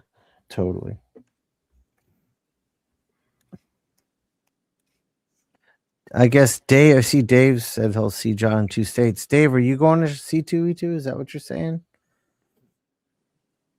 And you know what? If you are, then fuck you, because you said I get to see John in 2 states. You didn't say I get to see John and Shawn in 2 states. So what's that? That's some bullshit. That's what that is. Jim, that looks sick. Oh, thanks. Dude, are you getting into more textural stuff, like more hatchy stuff? I'm seeing you. Yeah. Yeah, I love it, man. Let me show you guys something, man. This will blow your mind, man. Okay, Cheech. I don't know. This is for Peach's X-Men book. Damn. Oh, sweet. Damn, Marvel. dude. So I have 10 pages of her, and this is like a horror scene. But yeah, man, all this like crazy textural. This is like some Wayshack shit. Look at this going on in here. Yeah, that's awesome, man. Some Wayshack, some veiny, gnarled up Dude, zombie flesh. It's gotta get super veiny, man. Let me. Dude, but This you real seem quick. pretty fast though, man. Like it seems like you're able to put these down pretty quick, right, Jen? Yeah. I mean, I can do like this is like 2 days for something like this, where I can pencil and ink most of this in about a day, and then the next day is like detail cleanup, the spattering of the black and the white ink. It's just on a good day I'm moving like pretty quickly, so Yeah. share that out. But What I about don't know, the textural stuff, it's fun. That's the thing with looking at your sketchbook stuff, John, is it's like every artist has to make the decision of like, when do you stop making lines? Like, when do you decide? Every artist has like an internal clock or Yeah, kind of yeah. alarm that goes off where it's like, well, this piece is done. You can't really do anything else. And your work fascinates me. And when I look at it, I'm like, when does he decide that this is enough lines? This is enough cross hatching. This is enough paint. This is enough, it's when it feels like it. Simple as that. Yeah. I wish there was more thought to it behind it, but it's not. Do you ever like overwork stuff and then just wind up painting over it? Like, because I feel like your work, you can just kind of, I mean, you can just correct it, like, you can just paint over it, right? Or am I wrong on that? And I'm entering the work with that intention too. So nothing I lay down, it's not that I don't make a bad piece, but it's like nothing I lay down can't be corrected. Even on a watercolor cover. I basically, I've done this long enough where I have contingency and escape plans on most anything if I mess up really badly. Okay.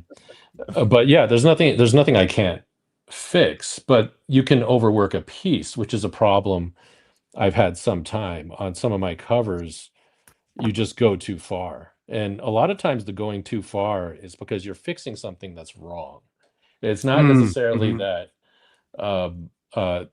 you don't know to stop. You did something wrong and you're trying to fix it, and in fixing it you make it worse. Right. Yeah, I'm in touch with that. Yeah, so it just becomes this evil little loop where you're going back and forth, and I will do that for a very long time on a piece and just ruin it completely. I mean, I've repainted pieces that I repainted a Wolverine card I did for Upper Deck. I did not like, I just was not happy with it. So I repainted it, and then the second version was not good.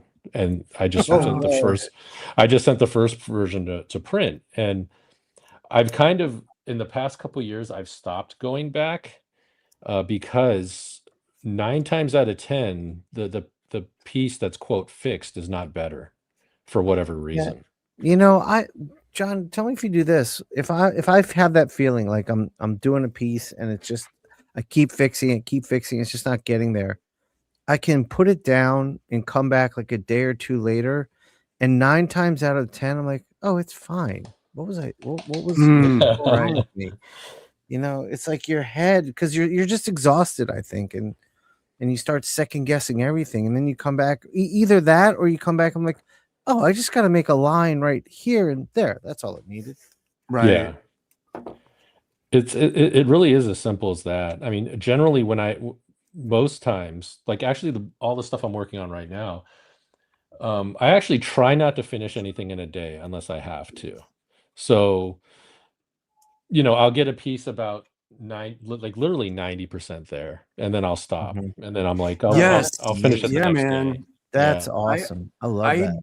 I do that often too, where especially at the end of the day, I feel like my energy's starting to wear down a little bit. I'm like, no, let me be sensible about this. Let me just walk away from this, chill out tonight, start in on this, look at it with fresh eyes tomorrow. And I know exactly with fresh eyes, like how to resolve this in probably less than 10 or 15 minutes tomorrow when I look at it again. That's awesome. Yeah. And I think Shawn and I have talked about that a lot on the show, of like that idea of, it's not even a trick. It's just common knowledge of like step away from things sometimes and just look at it with fresh eyes the next day, like you guys are talking about. And Right. it's like a light bulb will just go off in your head of like, oh, I'm an idiot. It's so obvious what needs to happen.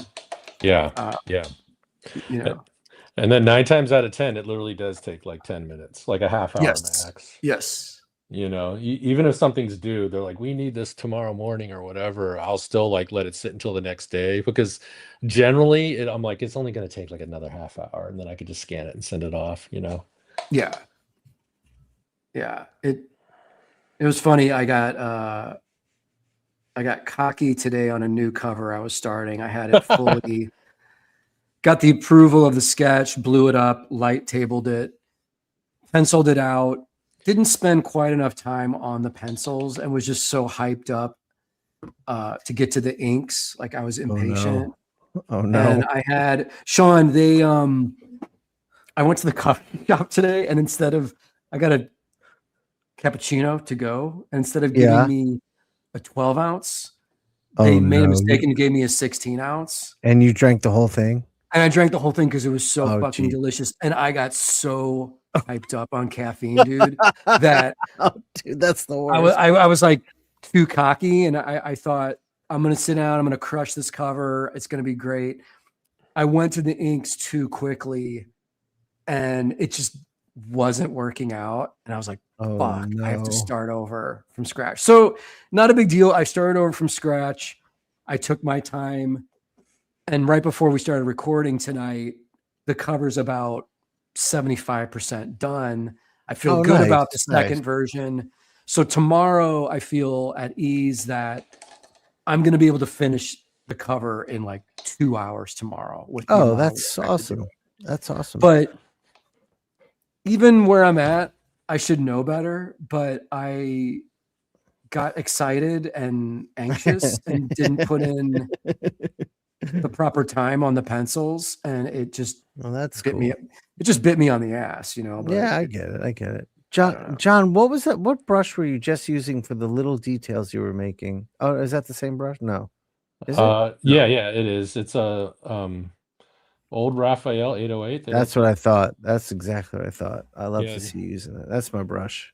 Yeah, they don't. What size are you using there? No, they do. Well, you can't get them in the States. I get Mateo. I always be like, when I see him, I'll say, "Bring me 10, bring me 20." And okay, well, I got to find out about that then, because this is not the normal Raphael. This is the 8408. So this is a fine. Oh, that's what David Lapham used. He turned me on to those, the 8408s. Oh, really? Yeah. Yeah, that's what he used on Stray Bullets. It's the best brush ever, and I didn't know I could still get them. Yeah, I prefer the 8404. That tip was a little too long for me. I like to get down into the meat of the brush quicker. I think I think the 8404 has like better line variation. I think it's better. Exactly. I think it's a better general purpose brush. This is specifically for me wanting to use a brush like a pen. That's the only reason why. Look, nothing beats that tip on that 8408. That is it's like a long piece of hair you can draw with. It's incredible. Yeah. That thing always keeps its tip, right? Like that. It's pretty. Yeah. It's reliable that way. Yeah, it's a very long, sharp, beautiful tip on that brush. I mean, and mine are so old, I don't take care of them. So this is one that just sits in water sometimes. So it's beat up and it still performs fairly well. Nice. Those brushes. I mean, people, you know, I always say when I tell people what I use, they're like, they're so expensive. I'm like, you know, they're going to last you a really long time. You're probably going to spend just as much on shitty brushes in the long run.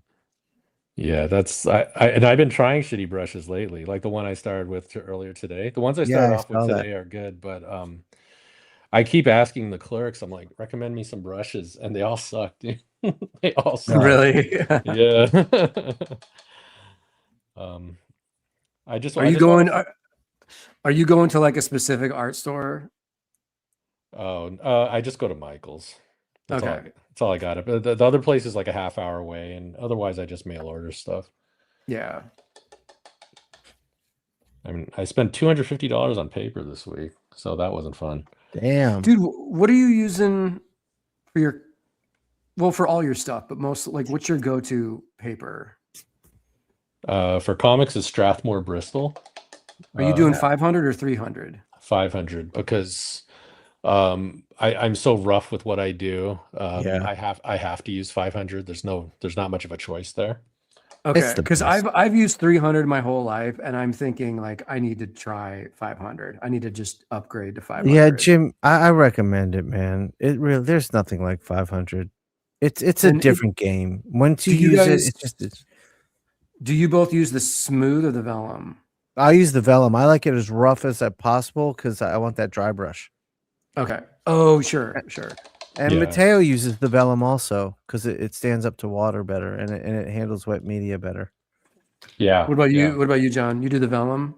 Yeah, I do the vellum. I actually just recently did some pages with smooth, and they're great for certain kinds of nibs because certain kind of nibs get very uncooperative on rougher paper.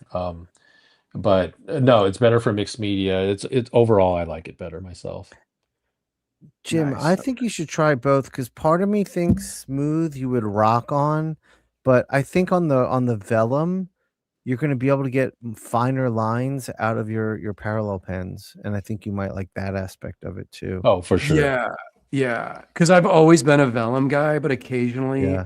if I rock on smooth, like the line work and the detail you can get without any bleed Right. is amazing. But I work so quick, the ink isn't dry, and I wind up smearing shit on Right, smooth right. paper.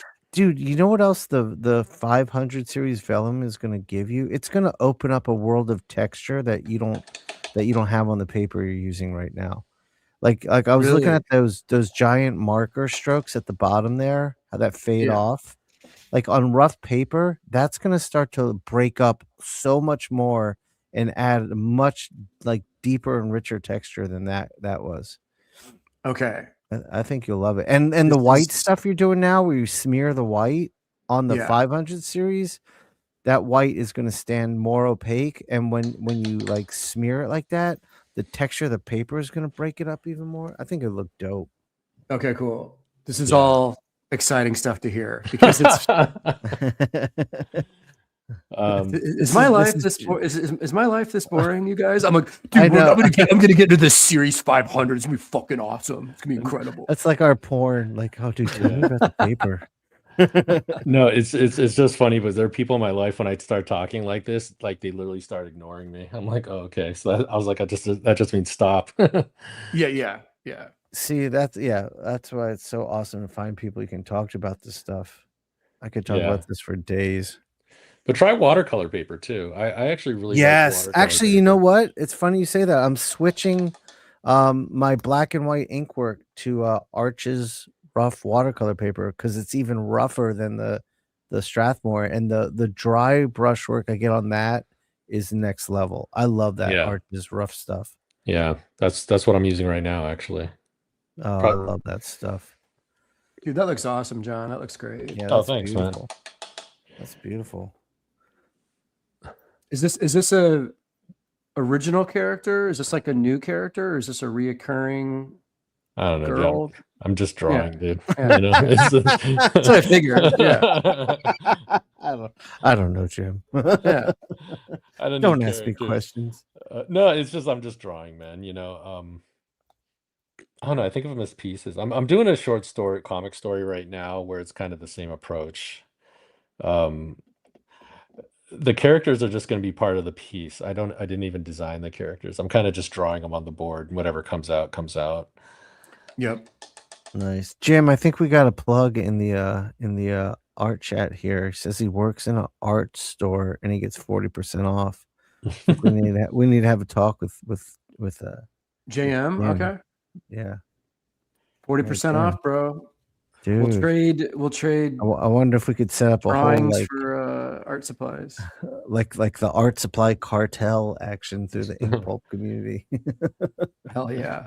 Well, I'm jealous because you guys go to that legendary place in Japan, that crazy art that's store. Jim. Yeah, I haven't Oh, been the there. Sakaido. Yeah. Yeah, so that's what I want to do. I don't know what they have, but that's what I want to do. That place is legit porn for artists. Like that. is you can get lost in there for hours. And I was there with Dave Wexler, West Coast Dave, and my buddy Dave Crosland, and I went a couple times just because, you know, you see things and then you figure like, I'm not going to see that again. So I'm just going to go back and buy that, like whatever it is. I got this crazy ass, this beautiful mechanical pencil there that was that's pretty expensive, but it's like, it's unbelievable. It's so fun to use. It's like the Ferrari of I've got the lead holder version of that baby. Oh, there you go. Yeah. The Rotring. Ooh, yeah, the Rotring. Oh man, those Germans make a mean tool. Ridiculous. John, I wanted to ask you what's it like working with the heavy metal guys? Because you're doing, is it an ongoing short comic for them for each issue? yeah. It's just that you know, again, they've trusted me to let me do what I want to do. So it's been great.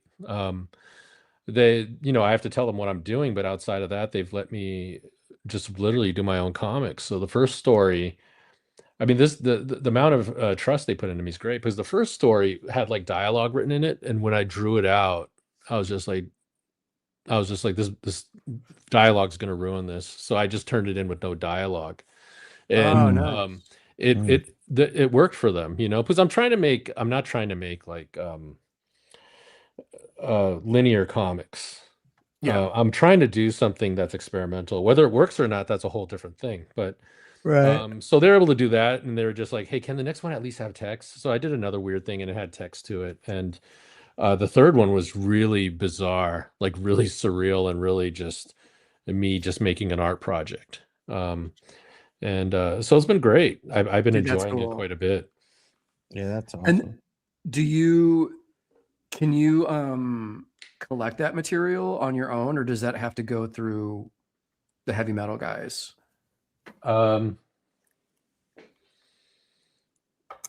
It's I'm not it's one of those things. It's kind of like, I think if they want to collect it, we'd probably work together on it. Yeah. It's like that kind of thing. But anyway, it's been great. So anybody who lets me do what I want to do, it's great.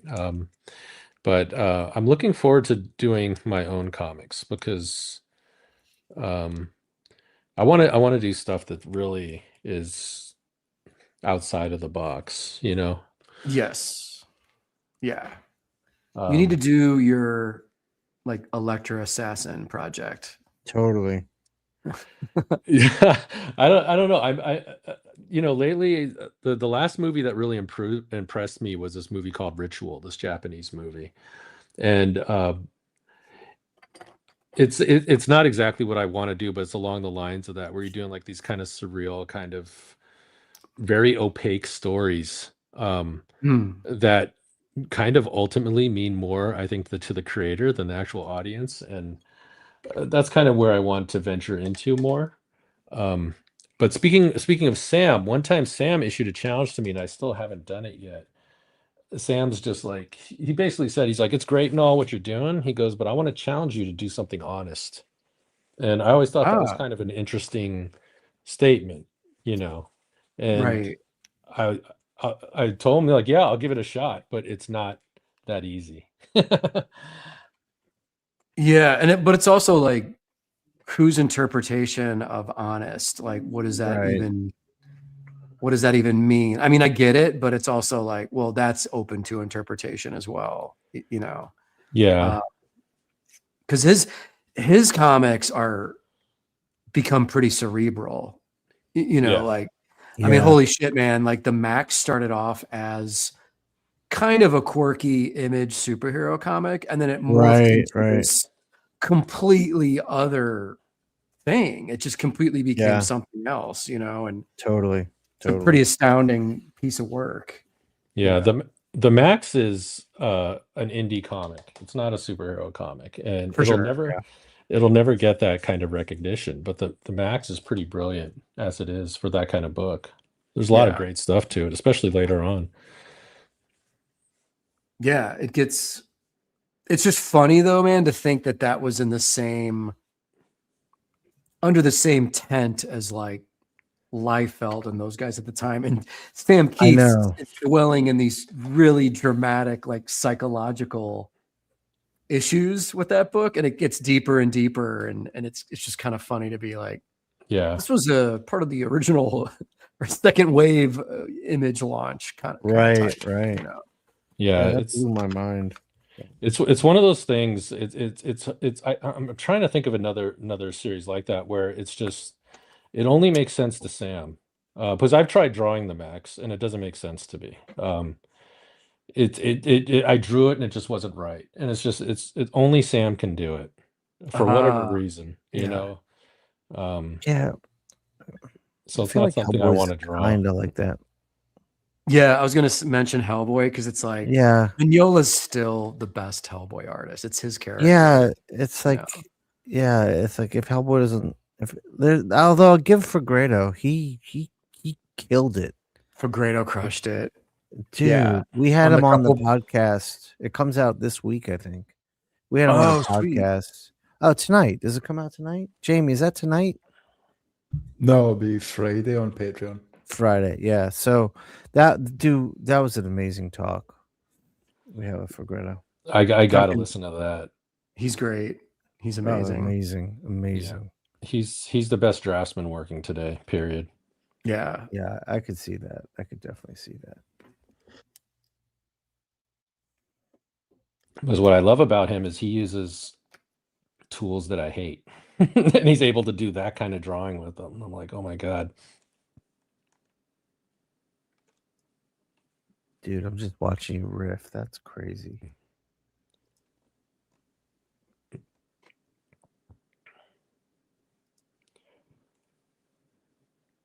Yeah, I love doing these kind of sketches. It's very free and it's very just kind of therapeutic, relaxing. Wow, that's incredible.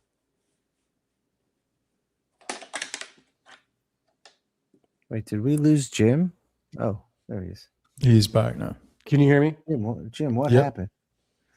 My earbuds died, and it just I couldn't get the audio. Why do these things shit the bed when your earbuds have an issue? It's so weird that's what causes them to shit the bed. Yeah. If I forget to silence my phone, like turn on do not disturb, and I get a phone call, my earbuds pick it up, and then the whole thing just falls apart. Dude, nine monkeys. We got a super chat from Ryan. What's up, Ryan? What's he got? He's got a question. Oh, here you go. What's it like working with Brian Fuller on Dust Bunny? Oh, it was great. I've worked with Brian a few times, and he's always been great. I actually worked with him on a little known. He did a Munsters Halloween special, and I helped to do early designs on the dragon for that. That sounds amazing. Cool. Yeah, but Dust Bunny was great. He sent me the script, and it was really, I thought it was a fantastic, just really imaginative script.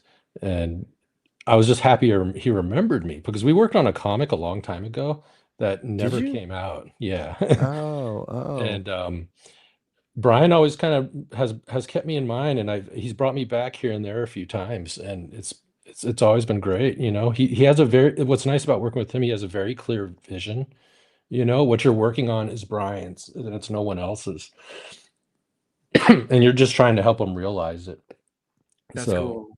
Yeah, no, it was fantastic, and then I'm glad the movie did well for him. You know, and my friend happened to be on it too, just by coincidence. So that was fun. Nice. Oh, that's awesome.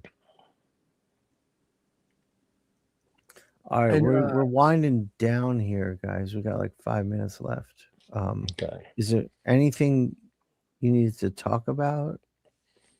Or I was just going to plug. Make sure you guys check out Wayshack and Eric Talbot's new episode on YouTube with Simon Bisley. Yeah, the Wild Man, Biz. Yeah, you guys did a great job of like I don't even want to say dealing with him, but just hanging out with him. It was great. Oh no, I mean, don't forget. Go ahead. I'm sorry, John. Go ahead. Oh, I was just gonna say it was a great show, and what was good about it was Simon actually had a lot of good things to say, like really in-depth things to say about art and creativity, which I think is really good for especially young people to hear. Yeah. He's the biz, man. Oh yeah. No one else. And the show is Sketchbook live stream. Yeah. Sketchbook I'll live just put the stream on link in the YouTube. chat to the channel as well. Great, Nice. thank you. Thanks, Jamie. Thank you, Jamie. And yeah, man, we'll have Eric Talbot on soon and force him to show off those sketchbooks. Eric's going to C2E2 also, John, which I'm Yeah. sure you know, but yeah, that's awesome. Yeah, Eric's doing some really fantastic work. I like all the stuff he's been doing lately with his own characters and his Eric's amazing. Love his stuff, man. I mean, I was a fan when I was a kid buying the Mirage. Me too. He was like to me, the punk rock metal, like scratchy. Yeah, I love his Boots stuff. guy, Sienkiewicz guy, and then he just, evolved his style into, I feel like, even more solid drawing chops. Definitely. But I back in the day, Eric was like my favorite Turtles artist. Like I was like, this is the best the Turtles look when Eric draws it. Yeah.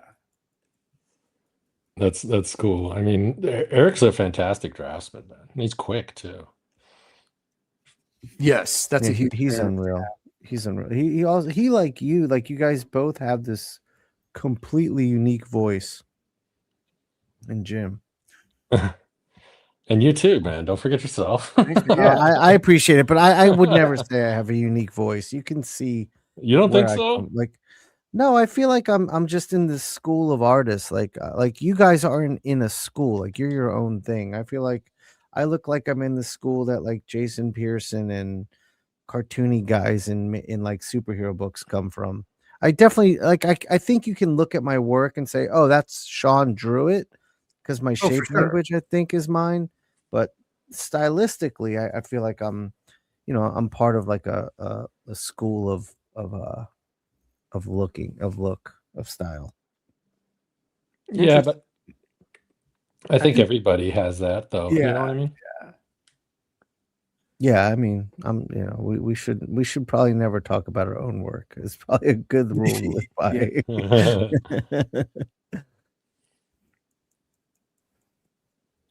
I'm just doing this weird shit. I don't even know. Wayshack's now just doing full-blown freestyle just improv painting. God, that is incredible. Well, I couldn't go anywhere else with this one, so I had to do something. Right? Is this so this is the Arches paper, right? Yeah. Which surface do you use? I use the regular rough. I don't know. I know there's a super rough, so I don't know which one. Yeah, the cold press. The cold press is super rough. It's too much for me. I found that is too much. But the regular rough I enjoy. Okay, then I'm using the same exact thing you use then. Yeah. Yeah.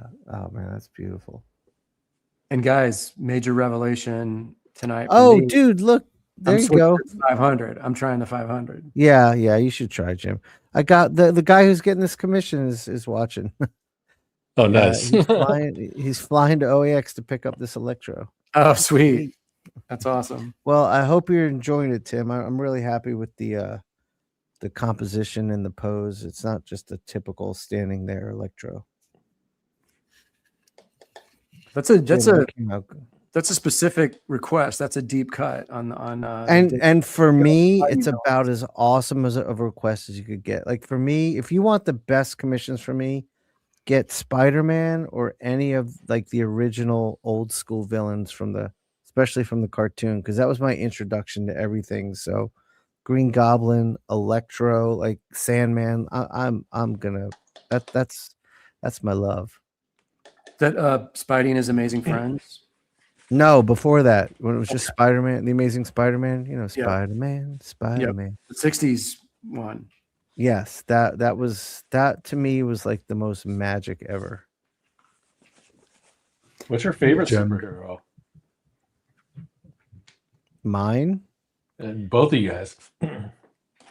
I mean, for me, it's Spider-Man. That's what got me into wanting. I have never worked on him, but that's what got me into doing all this was Spider-Man. Yeah. And then and that the cartoon when I was a kid, and then when I discovered comics like you, John, I was a late comer. When I came in, McFarlane was drawing Amazing Spider-Man, and that's what got me into comics. I was at a 7-Eleven after we were skating all day, went in there to get some snacks, and I walked in and I saw the spinner rack, and there was a McFarlane cover. It just grabbed me. I was like, what the fuck is this? Yeah. And I started looking through it, and I was like, oh my God, I have to have this. But again, it was Spider-Man. It always goes back to Spider-Man. You can't mess with the basics, man. Like I'm a Spidey and Batman guy myself. Like those are still my two. I mean Batman, obviously, but I mean, Go Jim, to. when we were kids, like Batman, I loved because of Miller. Like the Batman we grew up with the the Justice League cartoon, he was okay.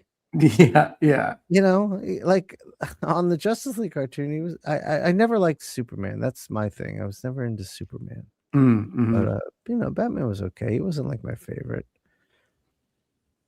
Yeah, we were spoiled. I mean, I was spoiled because when I was buying Batman in 88, 89, like Arkham Asylum was coming out. Exactly. Year one came out in what, 86? Like I was like buying those books as they were coming out. So to me, yeah, you know, not only was the story and the art incredible, but the character, I was like, wow, this Batman thing that I knew as a little kid from the cheesy 60s. Yeah. Now TV he's show, dark as hell. Yeah. This whole thing is just ballooned into the coolest shit I've ever seen, you know? Yeah.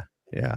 Totally. I had the same thing with McFarlane and Spidey too, man, where I had me too. gotten out of collecting Spidey comics, and then I just saw a McFarlane cover at the grocery store, and it stopped me in my tracks and was like, that's exactly what it did to me. What? Exactly what is this? And I said it before on the show last year or whatever. I was kind of turned off by it, alarmed by like the big eyes and stuff. I was like, what is this? And then it captivated me to buy it, and I brought it home, and I was like, okay, this guy is a genius, whoever this McFarlane guy is. This is fucking awesome stuff, you know. I loved that stuff. What about you, Jonathan? Who's your favorite superhero? Probably Spider-Man off the top of my head. But and then while the McFarlane Spider-Man is what brought me in, I think what I remember like as being kind of freaky was Daredevil Love and War, which I thought was scary. Oh, yes, beautiful. Yeah. He used wallpaper in that for the Kingpin's clothing. Like that was wild, man. Yes, I found that scary, and then like it was terrifying. But as for a kid at that age, you know. But then I found Long Shot was a real big deal for me at the time. Oh, Art Adams. Yeah. Classic. Great stuff, man. Yeah, we're gonna be kicking it with Art at OAX. Nice. Has he come before to OAX? Yeah, he's there. He's there. He was there last year. Last year, definitely. I don't think he was there the first year, but last year, definitely. Okay. Art's a good guy, man. We had him on the show. Dude, incredible. Yeah, Art is so awesome. Crazy that even happened. Like I know, because to me that's like we had God on the show. Like 16-year-old Shawn was like, okay, this is the best artist that's ever lived in the history of all art. Period. He is God. And before then the show, Shawn and I were like hitting each other up, like this is either going to be the greatest thing we've ever done or just a huge mistake that we got him, and now we're just going to be fools, or I don't even know what could go wrong. It was a funny thing to think about. Like we're at this point where we have access to our childhood heroes in this industry. I know, it's crazy, man. They're dumb enough just to say yes and come on our show, I guess. I don't know. Dude, with Art Adams, like over the summer, I'm sharing a tomahawk steak with Art and my daughter. I'm like, what is happening here? And then like like my kids are texting with Klaus. Like it's just bizarre, man. I was That's like, cool. you little, It's great. it's awesome, but at the same time, like you little fuckers. Dude, Wayshack's getting coffee with Tim Vigil.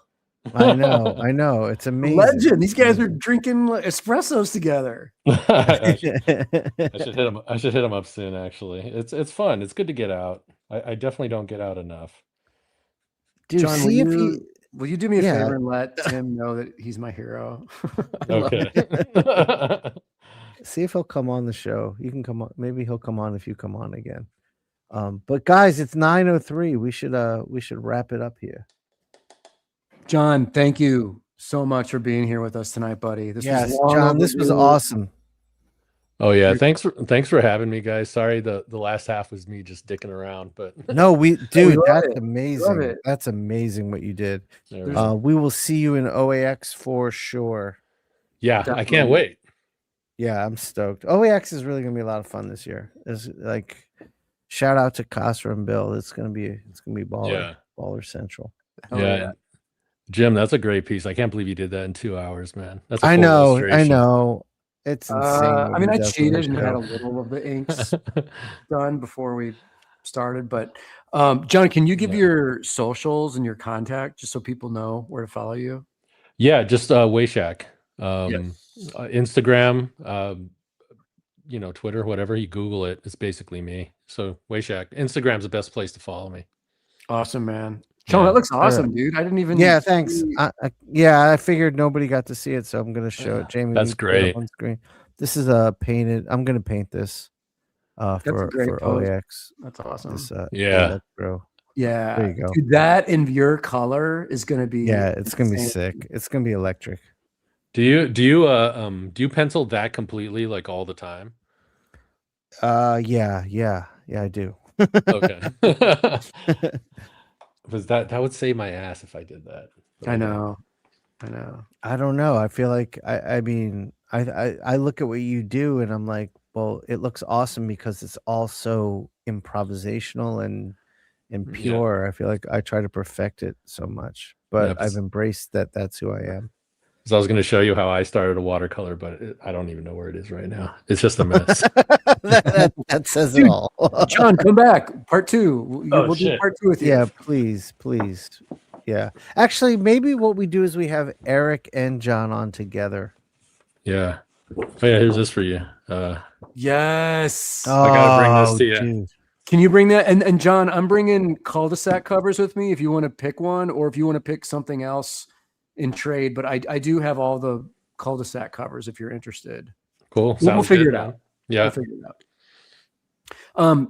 John, stay there and we'll say goodbye to everybody. Yeah, and, we'll say goodbye. All right. Jazz, Thanks. Jamie, thanks, buddy, for everything, man. This was awesome. Thanks, you Yeah. guys, for Thank you, watching. Jamie. All the Jazz, super Thank you chats. guys for having me. Hey, thanks to everyone for watching. Make sure you like, comment, and subscribe, please. I saw Dave call a bunch of people out. I don't know how many likes we got, but we had a lot of views. So make sure you do that to help the show out a little bit. Yes, please. Awesome. And Thanks, with gang. that note, peace. Take care.